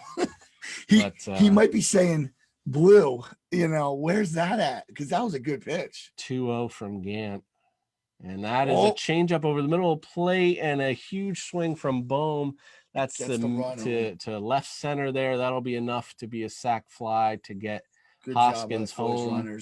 And then Harper also advances over to third base on that sac fly. So Boehm does do his job. He gets 1 run in. And that will make it 2-0 Phillies. And Real Muto to second. Hoskins with the run scored there too. Yeah, I mean, that's just good baseball. Harper with a nice hit down the line. And then you got Boehm who did his job. He probably wanted to hit that ball to the ballpark. You could see it. Look at him. He thinks he might have got it, and he didn't. But it's deep enough to score the run easily. Hoskins can walk home. And then Real Muto also moved over to second base, so everyone advanced there on that deep shot. Derek, you have Andrew Miller in the bullpen. What are they doing? What are they waiting for? It's the second lefty now. Yeah, DD is now up a big hack. I guess he has to look at it again. Top of the strike zone, 0-1, 2 outs. They must be letting Gant stick in there to try to get a decision. But Miller's your guy. He's one of your guys. He gave him all that money a few years ago. But Gant has pitched a pretty good game today. He kept his team in the game as long as he doesn't let these 2 runs score. Timeout called. Gant and if can obviously go, I believe, so you can go from the windup here. Oh, right, because Harper on third. Runners on third and second and third, so they're not going anywhere. I will say, though, Bryce's secondary lead will be something to watch because if the ball gets behind Molina, which I doubt it will. 0-1 to DD. Inside, and he mad at himself. Hits a pop up to the center, and that will be Paul DeYoung pop out. Will end the inning. F6, and that will be 1 run on 1 hit and no errors, but that will give us the second run for the Phillies. 2-0. Phillies lead the Cardinals, headed into the top of the 6th inning. So F6. So that will be it for John Gant. We think we're not gonna predict because the Cardinals have been a little. I just thought they'd go to the bullpen. I'm a little surprised seeing Harper even after that hit. I would think I would go get him. You'll see. You'll especially with the pitcher spot coming up here, and maybe that's another reason why they didn't want to bring in Miller, because then he only would have faced 1 hitter provided he got the guy out. Right. Because he wouldn't have been hitting. You might want Miller to throw 2 innings. Andrew Miller is good think arm. they do. Miller's not pitched. Well, he pitched on Friday, so but it seems like they have they had 5 of their guys pitch yesterday. So wow. Miller and Gallegos and Ponce de Leon is really the long reliever, so he's not really someone they really want throwing. So Gallegos and Miller's probably who they're going to want throwing, maybe 2 innings each. Derek, do you have any comments on our live stream there? No comments. Just Eric but Williams with the hello. Well, thanks for tuning in, Eric. We appreciate everyone who stepped in, and I only realized in this, I'll look at the screen now that we're not actually watching that screen, but I only realized last inning that I put up the link to the YouTube channel on Facebook yesterday. So I probably should have just put this up directly on YouTube and let the Facebook people go to YouTube, but next time around we'll do that. I just didn't think of it at the time. So that'll bring us to the 6th inning. 6th inning is brought to you by the Tom Heil team at Lehigh Valley, or start over. 6th inning is brought to you by Tom Heil team at Iron Valley Real Estate. The Tom Heil team at Iron Valley Real Estate lives by their promise, watch us work, proving to all of their clients that they will work as hard as they need to make your dream a reality. Who else do you want on your side other than a team who on average closes $10 million plus in business per year and is currently the fastest growing real estate team in the Lehigh Valley? They believe that every client is family and that everyone deserves the same level of service, marketing, and attention to detail. So if you are in the market to sell or buy, contact the Tom Heil team at Iron Valley Real Estate by calling 484-550-2616 or visiting www.tomheilteam.com today.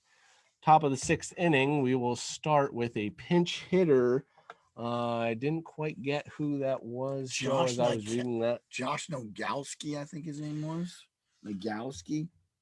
John Nogowski. He is a right-handed hitter, number 28. He's 0-2 in this series. 2-0 count right now. And 2-0 count to Nogowski, and he hits a high fly ball to right center field, and Harper gets the out. So that is a fly out to Bryce Harper to start off the inning, and we'll move to the top of the order, John Nogowski.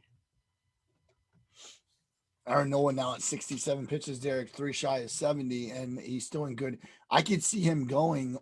He might go 8 today. They might get him up to over 90. Yeah, he's not going anywhere. I don't think that'll start us off with the top of the order here with Tommy Edman, who he reached on an error in the 3rd inning and then grounded out to second base in the 1st inning.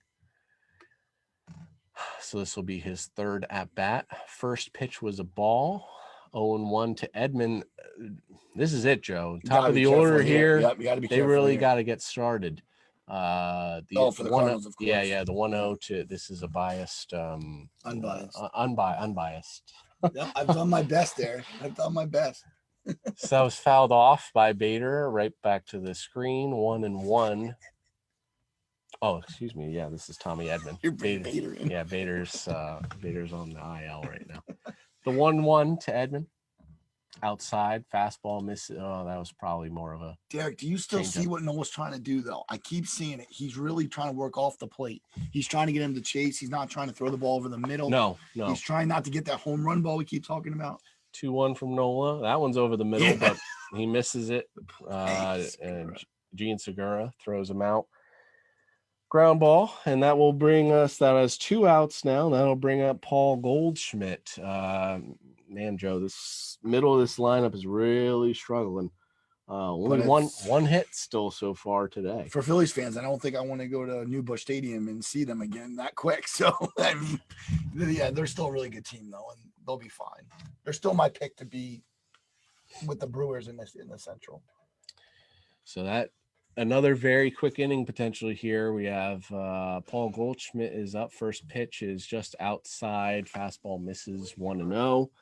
And Goldschmidt is 0 for 2 today. Grounded out to second base as well as struck out swinging.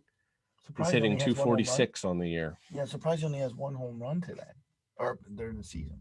The 1-0, that one also misses slider 2-0.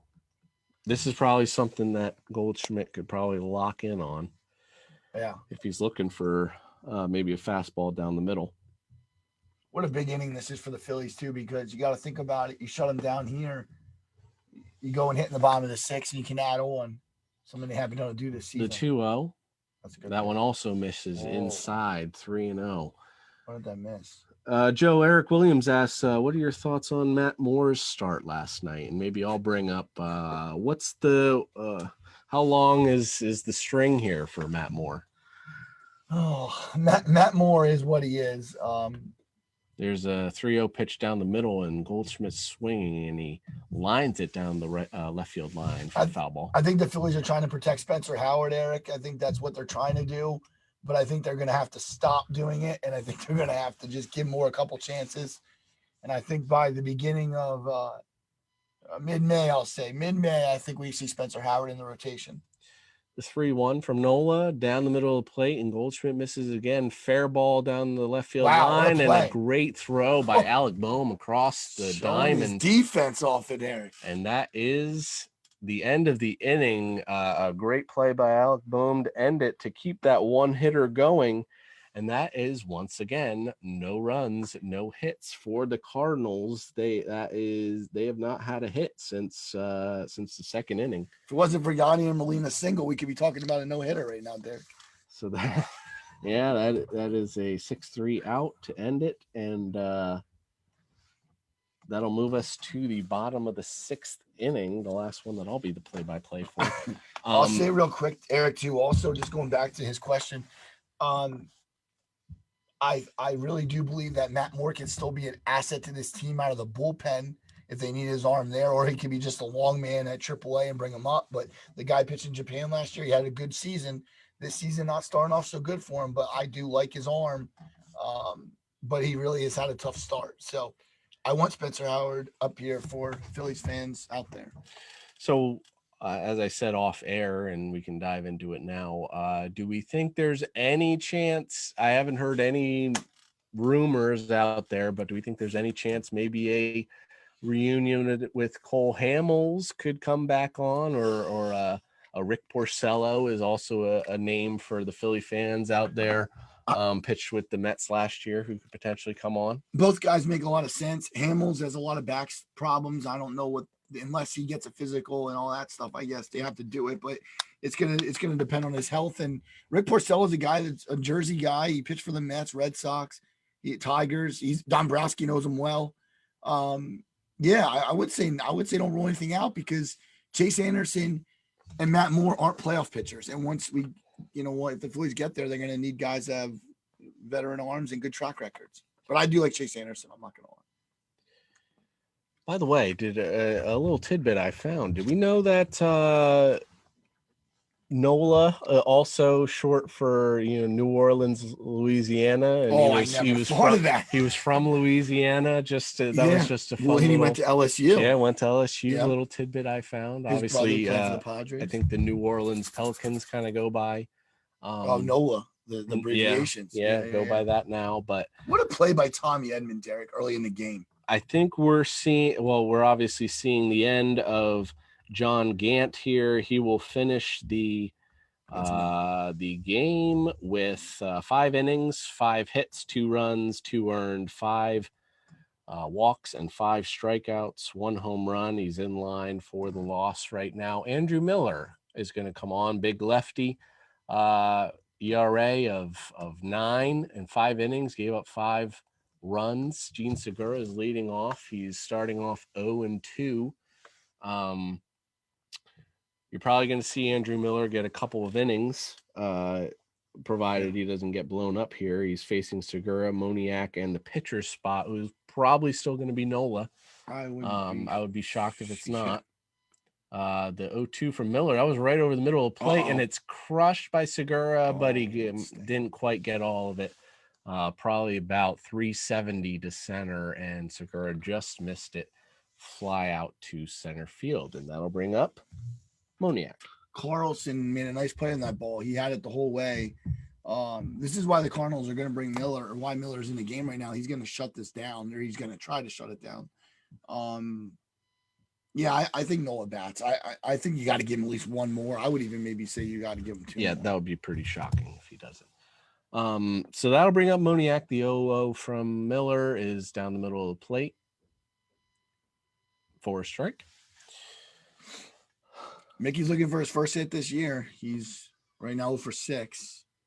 Continues to show why the center field position is up. Check for swing by Moniak there, and he didn't go. So that is 1-1. So for Andrew Miller, he does sport a 87.5 mile an hour fastball. He also throws a sinker and a slider. Another foul ball off of Moniak, 1-2. Miller's obviously been in the league for quite a while now. Yeah, and he stands about 6'8", 6'9". He's a big guy. I don't know about that tall. No, maybe not that tall. 6'7". This is his 13th year in the league. Yeah, and he's been around like a while. 6'7", pretty close. That was close. And he gets Moniak on a slider there, outside corner, good slider, swinging strike for Moniak. And that is 2 outs, and we now go to the pitcher spot, and we'll see if it's still Aaron Nola. Be shocked, as we said, if it's not. Yeah, I mean, they could bring in Kinsler, Alvarado, no Bradley. Especially with nobody on. Yeah. It is Nola, so he's up. Yep. And a slider over the middle of the plate here for Miller to start, 0-1.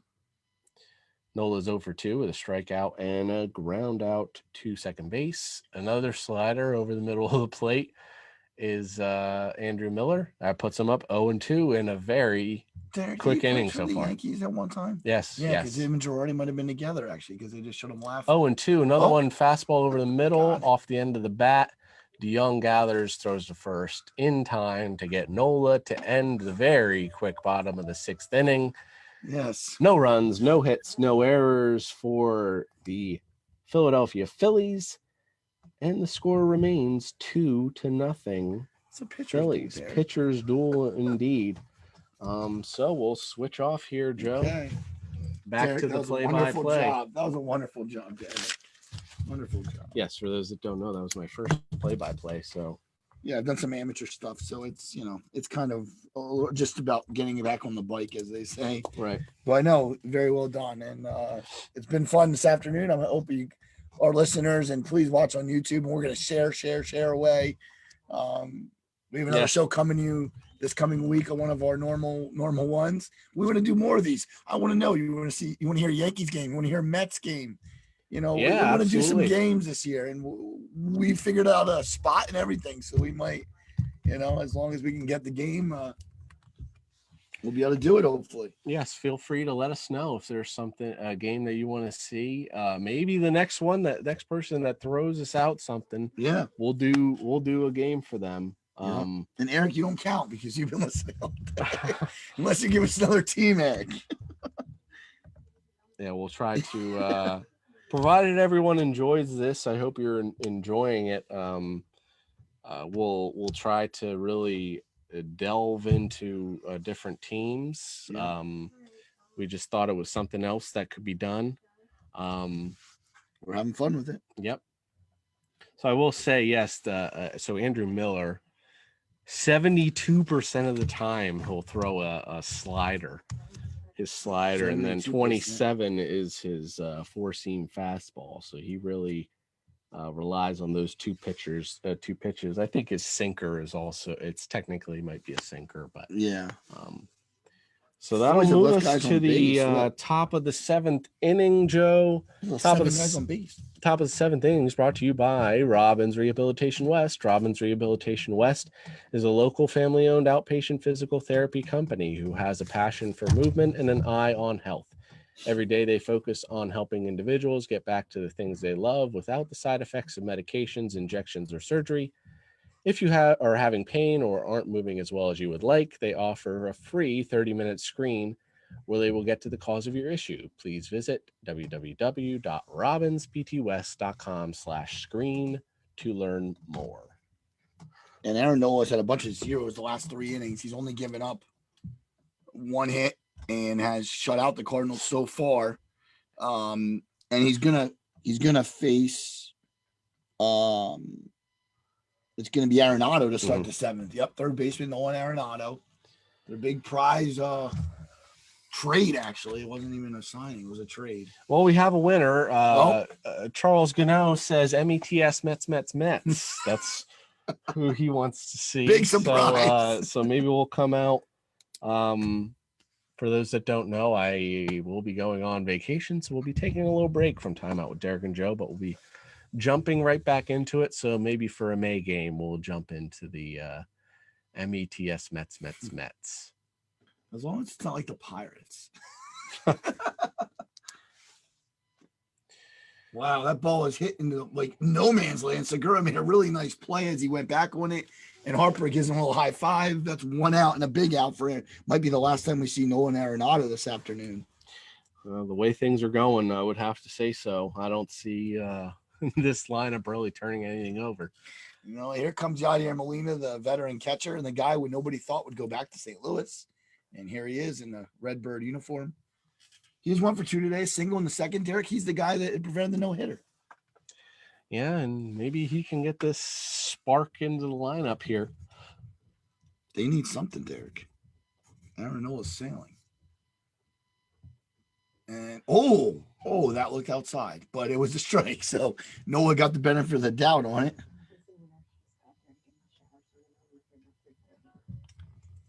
Here is the 0-1 delivery from the Phillies right-hander. Molina is in the box. The 0-1 is in there for a strike. No balls and 2 strikes.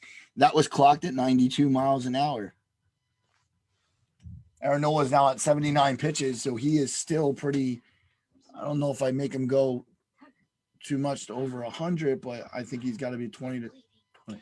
He's not wasting any time, that's for sure. And well, there's a low miss changeup.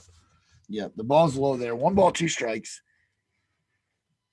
There's a right-hander in the bullpen. It's Gallegos, Derek. You said it. Giovanni Gallegos, number 65, big righty.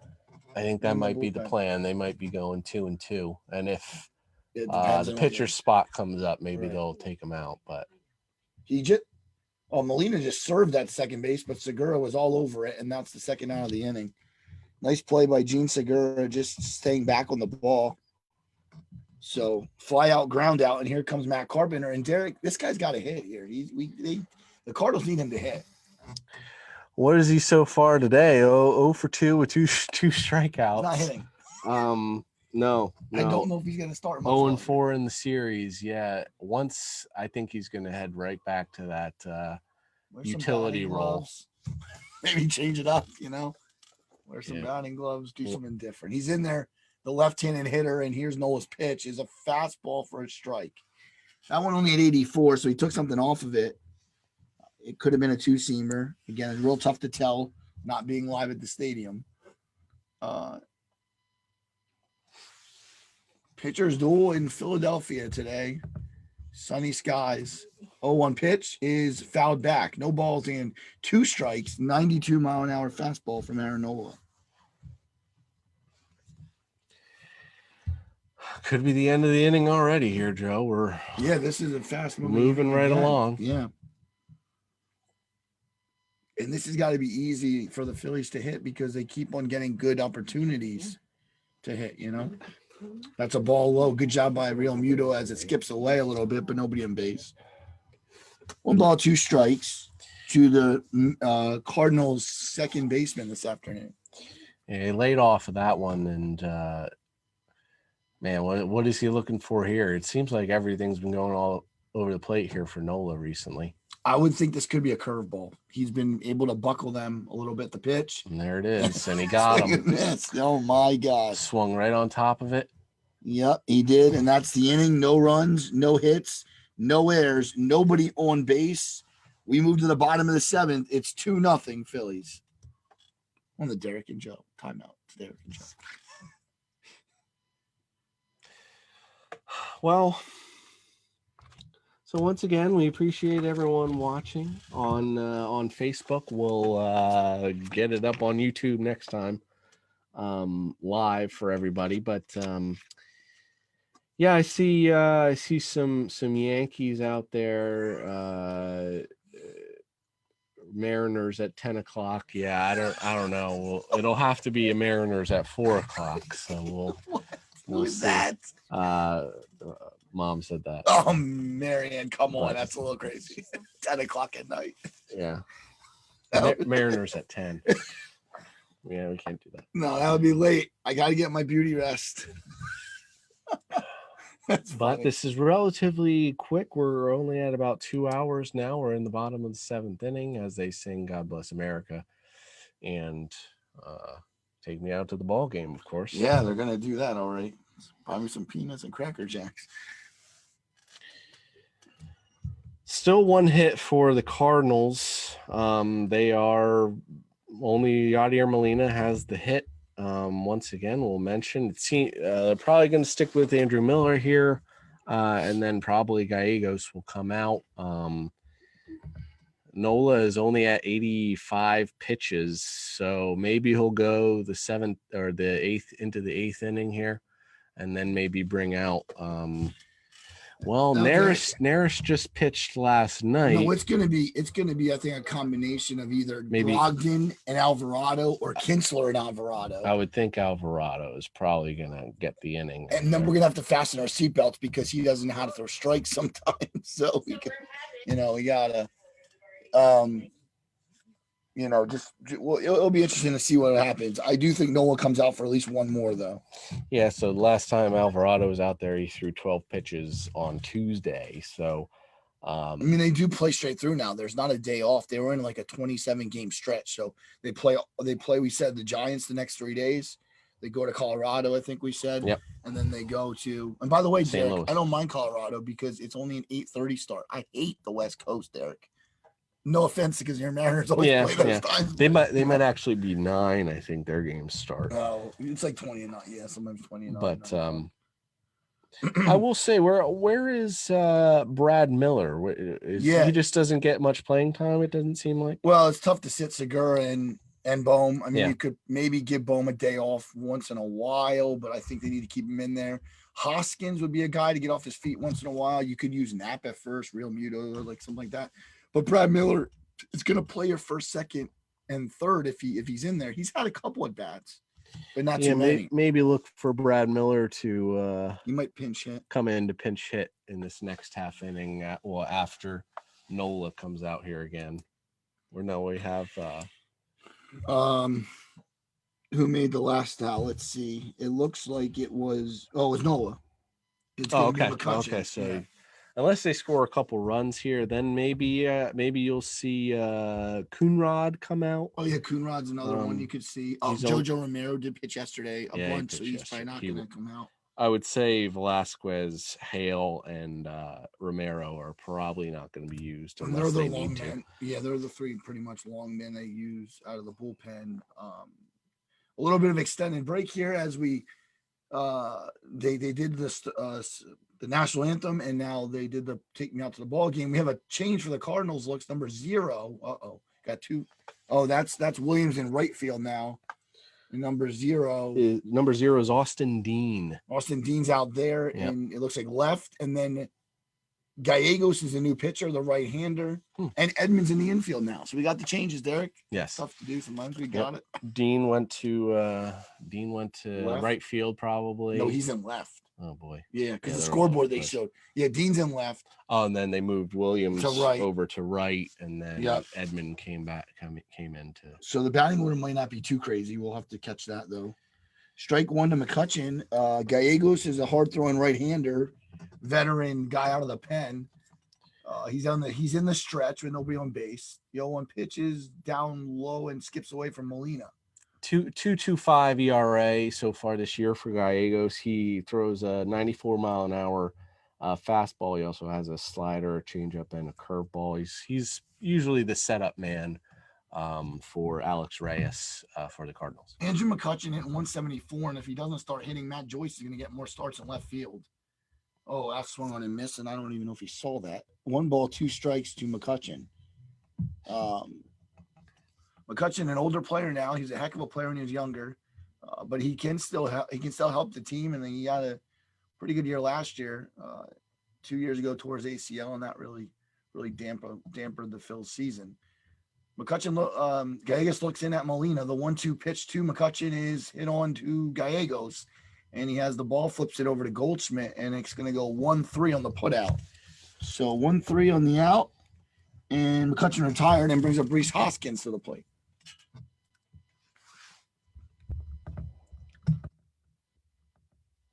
Gallegos he wasn't really nervous about that at all. He just got the ball and threw it to first base. It was an easy play for the righty. Reese is 0 for 2 today. He walked in the fifth and scored the run because of Bryce Harper hitting the ball down the left field line. And we never thought he would punch it down there like he did we? I thought a bunt was coming. I thought that was going to happen. So Reese stands in, looking to get something started here in the home seventh for the Phillies. Pitch by Gallegos. Is a ball high, 1-0. That wouldn't have a 95. Mm-hmm. You can throw hard. Yep, average fastball 94. Yep. And Andrew Miller did not, they're going to save him. Again, they probably don't have a day off here either. Now the 1-0 from Gallegos. He sets and he looks in. The 1-0 pitch is right down the middle of the plate. It's 1-1. Reese tends to look at those pitches sometimes. I think he has in his mind what he thinks is coming, and then he doesn't see it. So he passed on that. 1 ball, 1 strike to Reese Hoskins here in the Phillies seventh. Harper waits on deck. Really muted to follow. So 1-1 pitch.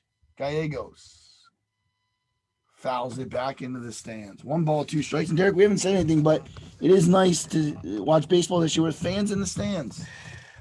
Just to see that. Foul ball, somebody's getting it. We're at what I think it's 15-20% what we've seen, except for Texas, who decided to do the whole full capacity. But absolutely, and you can tell I'm sure the players are excited too, having the fans out there. But I bet they are. 1-2 pitch is that was a little bit low. It looked like it was pretty good though. Molina wanted it. Molina's not having a good luck with this umpire behind the plate, and Barksdale, I don't think. He's having some words for him. 2 balls, 2 strikes, and Harper again is on deck. Hoskins gets the bat ready, and he's waving it as he usually does. Gallegos takes the sign and the windup. 2-2 pitch he broke his bat again, I think. That's foul, though. Great effort by Arenado, and I expect nothing less from him. What a great dive, and he just couldn't grab it. I swear I think Reese broke his bat. This is just out of the outstretched arms of Arenado, who Michael Jack Schmidt, Phillies all-time third base leader in home runs at 548, has said that Nolan Arenado is the best third baseman he's ever seen. So that's high praise from Michael Jack. Looks like he did break his bat, so he's going out to get another one here. But I love the black and I love the half black, half whatever it is, but I do like that bat a lot. I don't know. It's one of those things I feel like it reminds me back in the day when they had the aluminum like that. 2-2 now from Gallegos as he sets. Molina's getting set himself. 2-2 pitch to Hoskins is swung on and missed. Molina can't find the ball though, and he does get the ball. So it's an out anyway. Strike 3 to Hoskins. Yeah, bad pitch. He swung at there in the dirt. And just he knows it too. Yeah, so Hoskins will sit down. We'll bring up again Bryce Harper. So he's had a pretty good day, Derek. What do they want to do with Bryce Harper, who's swinging a pretty good bat today? Stay away from him, I think. He has a home run in the first. He walked in the third, and he had a double in the fifth, which set everything else in motion. He's been all around the game today, and with the night off yesterday or the day off yesterday, you can just tell he was raring to go, and good for Phillies fans to see that Bryce Harper is himself today. Gallegos sets. And the first pitch to Bryce Harper, as I'm sure this is not their first time. Swung on him, and he swung hard at that. Swung on and missed, but he was a strike. He does not get cheated, Derek. No. 2 for 2 today, home run, double. 1 RBI. He's looking for a second one here potentially to put himself with 2 home runs. Current average 273 right now. He's bumped that up about 25 spots. Wow, crushed that ball to center field, and that's on the ground. So a single for Harper. Carlson gets it in easily, and Bryce Harper continues his hot day with a nice single to center field. Another time he kind of beat the shift a little bit there today. He hit it right where they weren't, right over the second base bag there. Shortstop was not there, so Yep. Derek, well, he's actually, yeah, the shortstop was on the other side of the bag, so he really tried to cheat him again, but he right. hit it to the opposite side. So good hitting by Harper. Derek, he's a triple away from the cycle. Yeah. So on our first broadcast on Time Out with Derek and Joe, the Fanatics' birthday, their anniversary of Mike Schmidt, and could we see a cycle? Well, it could happen, but they might not hit in the ninth inning either. So here's Real Muto, the catcher. And that's a ball, and Harper's probably going to go, and he's off. Molina doesn't try to get him. So Bryce, that would be, I think, a stolen base. Wild pitch. Yeah. Yeah, wild pitch. Good call. So it's 1-0. Gallego seems to be a little bit in his head right now. It's kind of like all over the place. Oh, man, Molina had no chance at that. And Harper went right away, right when he saw another smart play on his part and the instincts. Right in the ground there. He never really stood a chance. Yeah. All right. So Molina gives the signs. Gallegos takes his set. Here's the 1-0 pitch to JT Realmuto. And it's high at 86 miles an hour. 2 balls, no strikes to the Phillies catcher. And Harper's going to lead off his second. Derek, you just wonder if JT gets the ball to the outfield. I guess they're sending them. I mean, they're trying to get the third run. I mean, like a ball. I mean, in the gap, he's definitely going to score. Yeah, they're going to try to get that run. Right. 2-0 pitch is high, 3-0. And you know what, Derek? I'm going to tell you right now, they probably aren't worrying about Bohm. He's done well, but he's also a little bit frustrated from his last at bat. So 3-0. I wouldn't give Realmuto a fastball here. No, I think they're probably just going to pitch around him at this point. Probably put him on first base, get that force at second and third potentially. Hit the 2-run home run on Friday night. The Cardinals have seen JT succeed in this series, and that was right there for a strike. So they went after him. Maybe they know Bohm's due. He is due, but yeah, I don't think like they're really afraid of going to Bohm right now. He's kind of struggling. Yeah. He started off pretty hot with some big hits, nothing like in the RBI department, but he got some pretty big hits early. 3-1 now from Gallegos, who needs an out here to get out of this inning. 2 outs here in the 7th, the home 7th for the Phillies, and that's a strike. I don't think JT liked the call. They're going at him now. Yeah, that's one that he missed, and that's something that I think it was Nola earlier got too, that he missed the spot, but he still gave it to him over the plate. Yeah, you gotta maybe Harper might even be moving a little bit here to potentially make sure they get that run. Well, yeah, because it's either ball 4 or an out. Yeah, more or less. Or I mean, it could be something good, but I'm sure Bryce takes a good secondary lead here. Right. Definitely, I agree with you totally on that. JT stands in. Always love his hands on the bat because I don't know how he holds the bat like that, Derek. It's a very interesting position. 3-2. Oh, he swung on and missed at a tough pitch.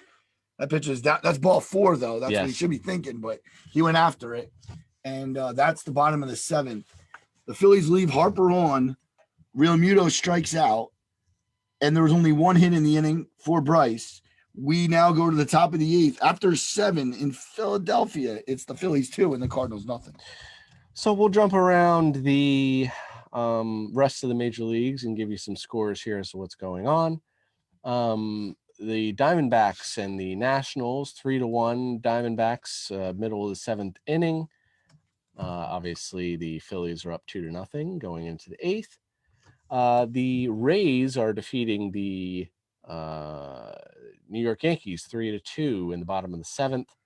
The White Sox are leading the Red Sox 3-2 after 7 innings. The Indians are winning 6-2 over the Cincinnati Reds after 7 innings. Top of the 7th in Miami, and the Marlins are losing 1-0 to the Giants. Bottom of the 3rd inning, Pittsburgh and the Brewers are tied 3-3.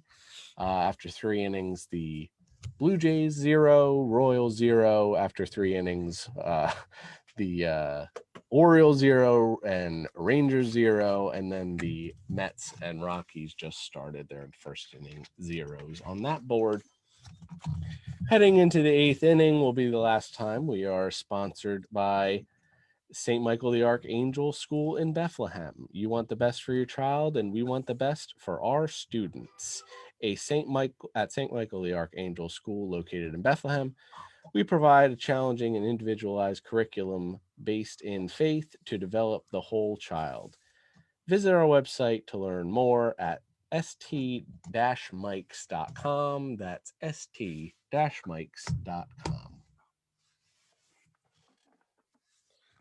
That'll be bring us into the top of the 8th inning. All right, so Aaron Nola comes out for the Phillies here in the top of the 8th. He's got 85 pitches, and if I'm Joe Girardi, I'm not letting him go past 100. Paul DeYoung leads off the shortstop for St. Louis, and Derek, he's due. And when I mean he's due, he's very due. So is the whole lineup. Yeah, true. Nola's shutting him down today. That's a strike on the outside corner. I don't think DeYoung liked it. He kind of looked a little like I don't think that was a strike. DeYoung is 0 for 2 with 2 strikeouts, though, as we said before. Nola takes his sign from Real Muto, and the 0-1 pitch as he winds up and delivers. Oh, that's hit the left field. That's trouble. McCutchen, not going to get it over his head. I don't think it was a bad play. I just think it was hit too hard over his head. And that was a good hit by DeYoung. Great job getting it back in there. He held him to a single. So good play by McCutchen, even though he wasn't able to make a great play on that screaming line drive there by Paul DeYoung. So he'll finish with a single, but you see that blast out there. Couldn't quite get to it. I want to bring you to Aaron Nola also being on the bases a few times today. I know it's kind of silly. Oh, he did hit his glove, though. I will just say that, like, that kind of, it hurts sometimes to be on the bases for a pitcher. So, got to watch Nola here. You don't want to get him in a little trouble. The bullpen's decently fresh. Dylan Carlson is the next hitter, and he's just, well, is he playing center field still? Yeah, I think he is. They've had some changes in the outfield for the Cardinals. But the big one is Williams moved to right field, and then Austin Dean's out and left. 1-0 now. Nola needs to settle in here. 88 pitches. And needs to he love a ground ball right now. And that's a strike. Good pitch, 1-1. 1-1 to Dylan Carlson. Derek, you mentioned earlier about the pop. This is the batter I worry about for the Phillies here is that Aaron Nola, it's Alvarado in the bullpen. Yep. Alvarado's throwing. And that will make people nervous because he definitely does song and dances out there. 1-1. Nola. But not you as an unbiased commentator. Exactly. Not me.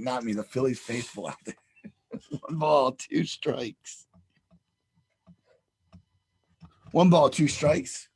We did have a comment saying that we're doing a good job. Sounds like we're having a lot of fun. It's from Matt Kapka. 1 ball, 2 strikes. 90 pitches, Derek. He's getting up there now. And DeYoung leads off first. I don't think Noah's too worried about him. The 1-2 delivery from Aaron Nola is high, 2-2. So Nola finally kind of showing a little maybe a little tired, fatigue here. Williams waits on deck. Derek, you're getting to be where the top of the lineup's going to be hit in the 9th inning. I don't know. Yeah, how far I'm you're not gonna really go too worried about him with these next 2 hitters here, but Carlson still. yeah, you don't want to see him have to get to the top of the lineup. You would like to see Alvarado come in there as he misses again with another probably a changeup outside. Now 3-2 could potentially put on 2 runners here with no outs. Then you got to get Alvarado going. He's going. I don't think it's going to take. And remember, they have a pinch hitter in this.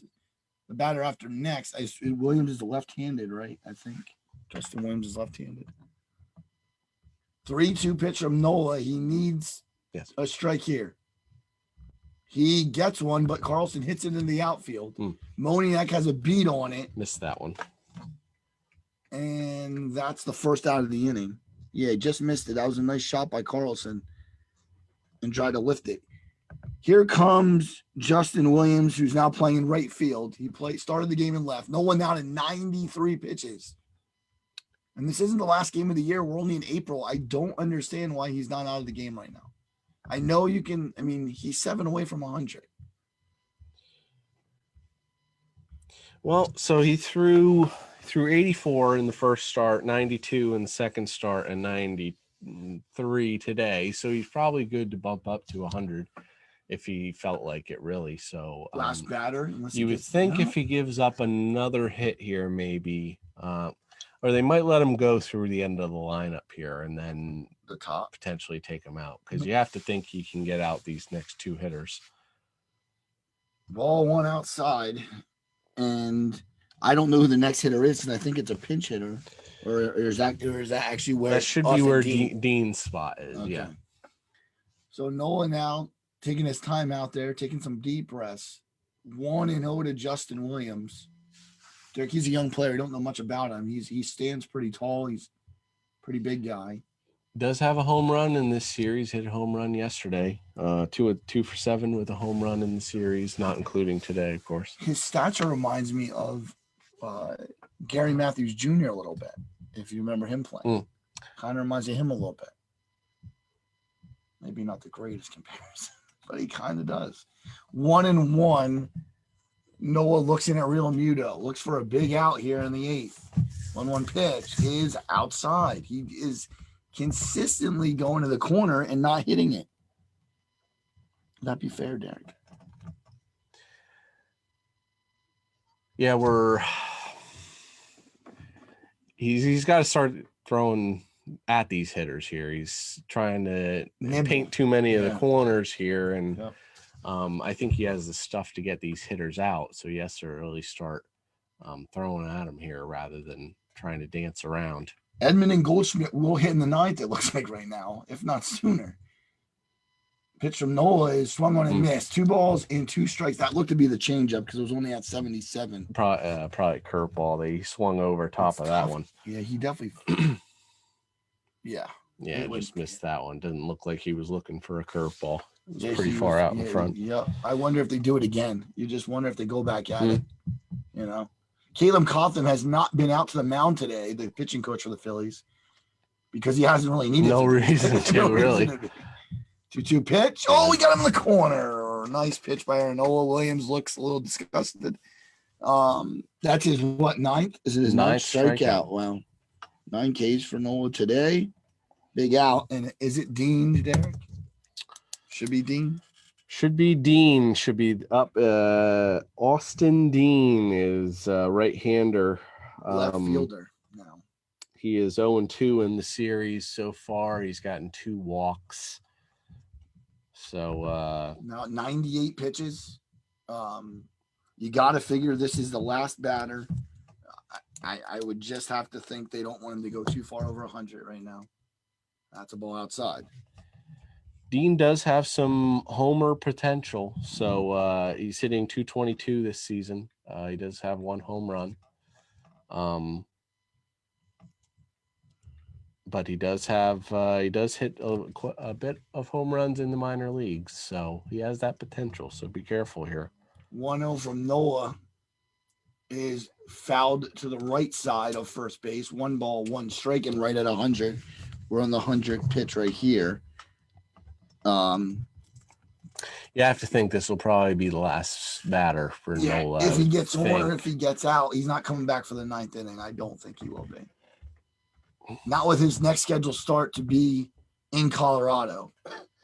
And you're looking at probably the next weekend. And that pitch is right in the inside corner. Dean did not like it. Shakes his head. 1-2. Now talks to the umpire a little bit. 1 ball and 2 strikes to Austin Dean. It was close. JT definitely moved his glove. We'll say that. It was close. That was a good frame by JT, but it looked a little inside, so I don't blame the batter. But Noah's movement, can we talk about that all day?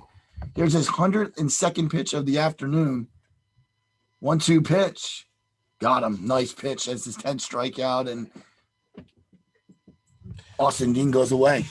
That'll probably be the end of Nola today. Great start by Aaron Nola. That's much for sure. Needed. gave the bullpen a day off pretty much. He's going to probably finish with 10 strikeouts and 2 hits.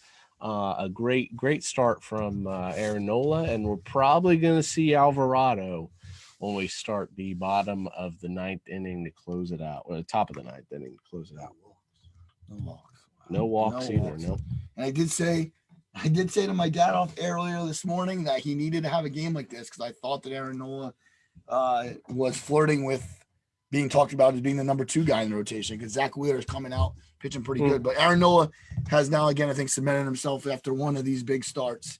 Remember, he's only 2 hits. He's 2 hits of not giving up 2 hits. He could have had a no hitter going into that inning. So good job by Yadier Molina, and it escapes me who the other hit is.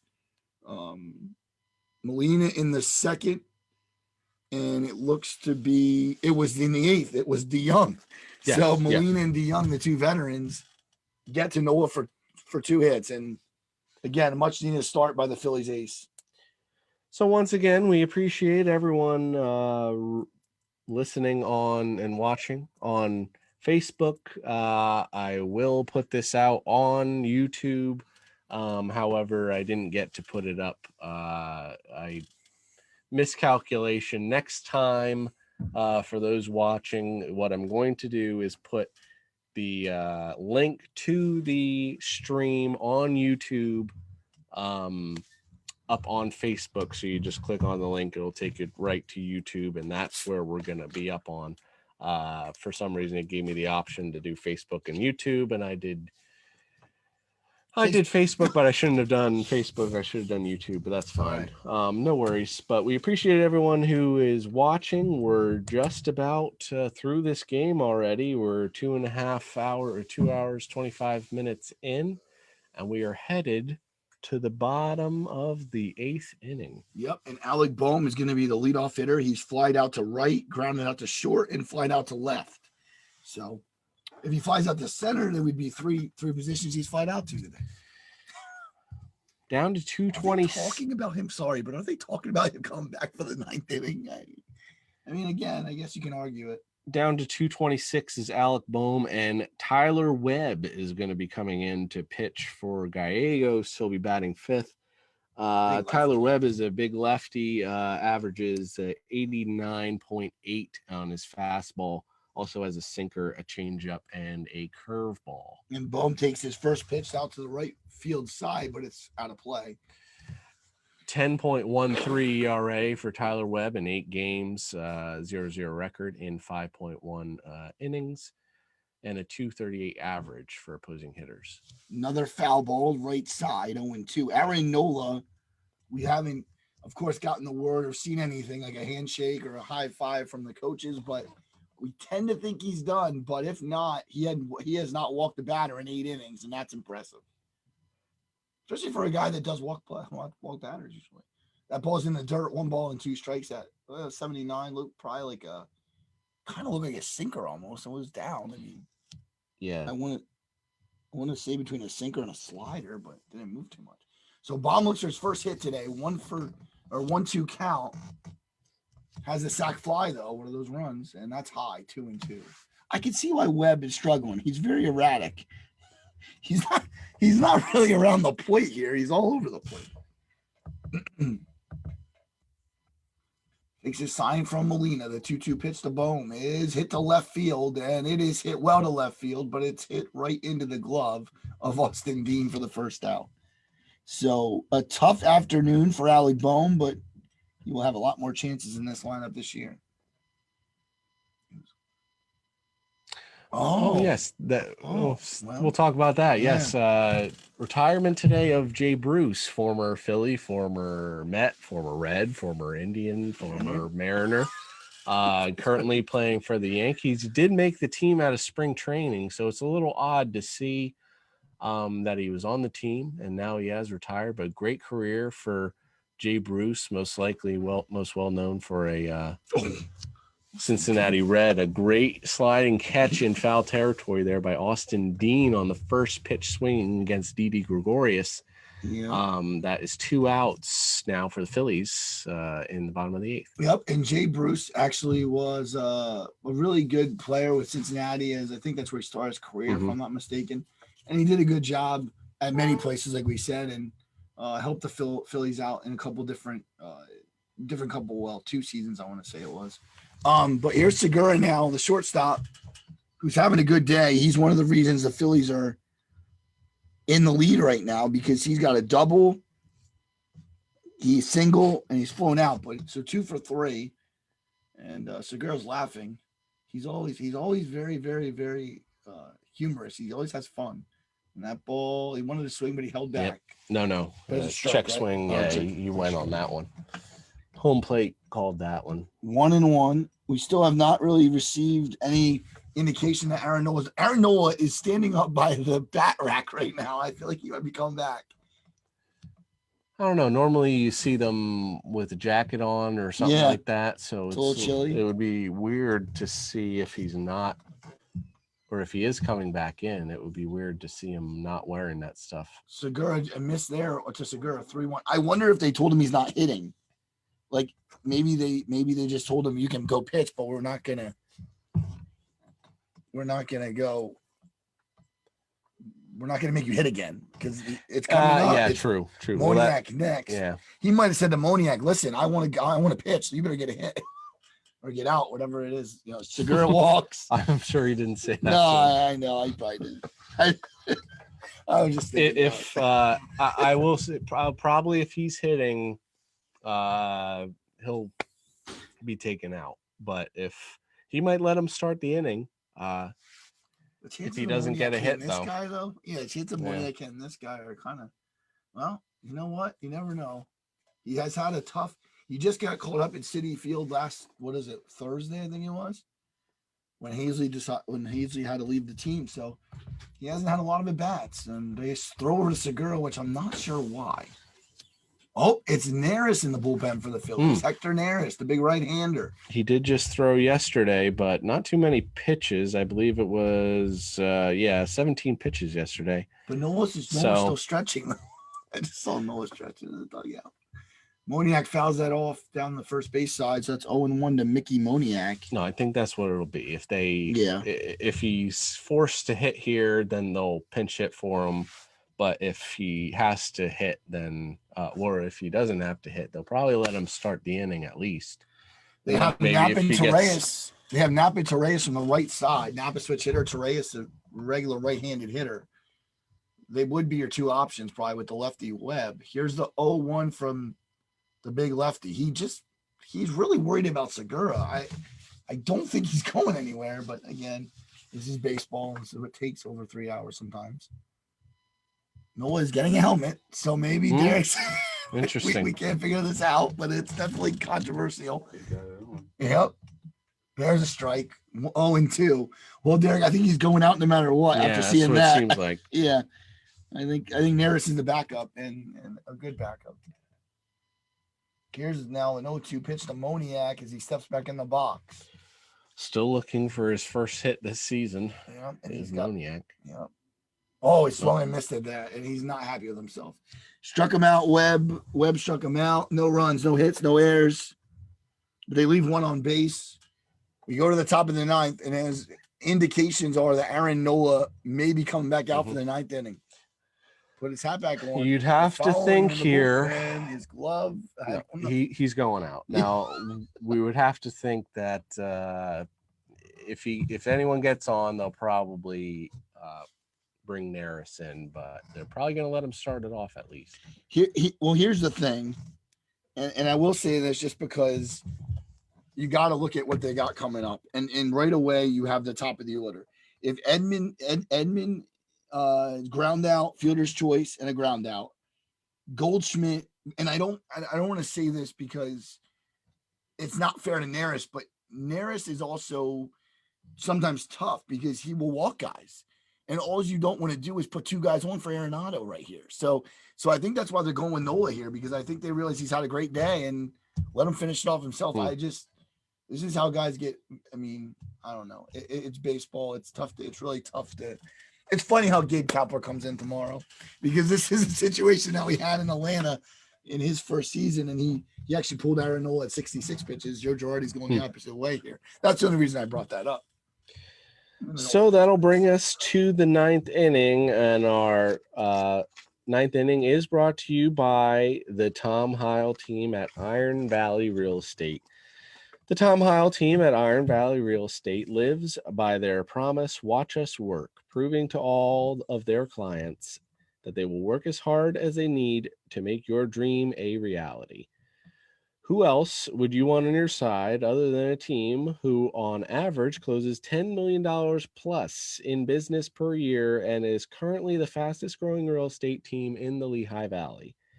They believe that every client is family and that everyone deserves the same level of service, marketing, and attention to detail. So if you are in the market to sell or buy, contact the Tom Heil team at Iron Valley Real Estate by calling 484-550-2616 or visiting www.tomheilteam.com today. Phillies make a change here. Aaron Nola is on the mound, 10 Ks, 2 hits, no walks. Roman Quinn is now the center fielder, and Mickey Moniak is moved to left, which I kind of agree with because Moniak is a little fleet of foot than McCutcheon is. As we saw, he couldn't make that play out in left field. That's a strike, though, to Edman. That's a good start for Nola. He's trying to finish it off, Derek. He's got 10 Ks. He's got a tough top. This is the toughest part of the order. First three hitters are 0 for 9 today. So 103 pitches. With one strikeout. And there's another strike. 0-2 as he fouls it back.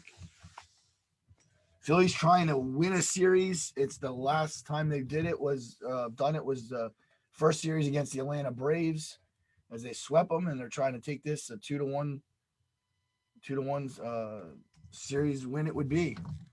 Here's the 0-2 pitch now from Aaron Nola to Tommy Edman. And it's hit to first. Hoskins has it to Nola. They didn't do it good last time. They got it that time. Yes. That was a good play. That was a good play from Rhys Hoskins to Aaron Nola. I don't think Edman has hit the ball out of the infield all day. Granted, I don't know if any of the top three have hit it out of the infield. Fly out, ground out. That's so all. He's been on his game today. Yeah, you're not going to win if your top of your lineup isn't going to produce. And the top of the lineup for the Cardinals, even with Edman and Goldschmidt, Arenado, they haven't really been hitting today. No. Wait. Oh, that's when he dropped the ball. He dropped the ball last time like this. That time he really had two hands on it. Popped Goldschmidt up the first pitch, and here's Harper, and he gets it for the second out, and the Phillies are 1 out away from a victory. And how impressive it is that Aaron Nola has not walked the batter. Yeah. I mean, as we mentioned, he's one of the best pitchers when it comes to whip, when it comes to walking hitters. He does not do it. 10 strikeouts, 9 groundouts, 7 flyouts. You have to imagine Phillies fans are pretty ecstatic with this performance by Aaron Nola, provided he can finish it off here against one of the best hitters in baseball. I'm not sure if I'm Nola, I don't throw him a fastball here. I go with my hospital. He threw a fastball on the first pitch at 92. Wow. This has been unbelievable because I feel like he not only needed himself and maybe the team needed it, but what about him? Himself and the fact that people start talking about him. Is he hurt? He's not hurt, people. He's thrown 107 pitches today. Oh, strike 2, and that one wasn't even close. So Arenado now going fishing for one, and knowing Arenado, Paul Goldschmidt, as Derek just said, these guys haven't hit today, and the big reason why is number 27 out on the mound. So now we have an 0-2 pitch, Derek, and this Phillies fans, it looks to be on their feet, of course. 0-2 to Arenado is hit to shortstop. Gregorius has it, up with it, throws to Hoskins, and that is the ball game. Aaron Nola, complete game shutout, 10 strikeouts. Big hug for JT Realmuto. That wraps it up. The Phillies win this 2-0. And that'll do it. So the final box score here, the Phillies 2 runs, 6 hits, 1 error, and the Cardinals 0 runs, 2 hits, and 1 error. The losing pitcher was John Gant who threw 5 innings, gave up 2 runs, 5 walks, 5 strikeouts. Winning pitcher is, as Joe mentioned, Aaron Nola, who threw a complete game shutout, 2 hits, no walks, and 10 strikeouts. That moves Aaron Nola's ERA down to 2.22 and moves the Phillies to an 8-7 record, the Cardinals to a 7-8 record. Joe, what would we say? What were some of the keys to the game and the player of the game for which may be a little obvious to this game today? Well, I think first of all, I think you got to look at Bryce Harper had a big day, home run, walk, double, single. He got on base 4 times. When that happens, the other team's going to be in for some trouble. Hoskins single, walk and a run scored, and even McCutcheon had a walk, and he had some good at bats. No, I think the story of the game is Aaron Nola shutting down a pretty good couple guys in the lineup. We talked about it. Arenado is one of the best third basemen in baseball. Goldschmidt came over to St. Louis from Arizona because he's a very good player. Molina is one of the best catchers we'll ever see. And Paul DeYoung is a very good player at shortstop. So, Aaron Nola did what he had to do today. He shut him down, and I questioned him in the 9th inning going out there. But you know what? He did it, and he didn't, he just got to ice that arm now. Yep. So and I don't think there's any other right answers. I think those are the 2 keys to the game. Offensively, Bryce Harper, and pitching wise, Aaron Nola was amazing. So both teams will be, going separate places. It looks like, so the Phillies will be playing in San Francisco the next 3 days, Monday through Wednesday. Chase Anderson will be the starter tomorrow. And then St. Louis will be headed to Washington as the last part of their road trip. Jack Flaherty will be on the mound Monday through Wednesday. Well, Joe, it was a pleasure. I suppose we'll call it a day. We hope everyone enjoyed. We will get it right next time. It will be up on YouTube as it was supposed to be, but we'll get this one up for the YouTube viewers to check out and listen to.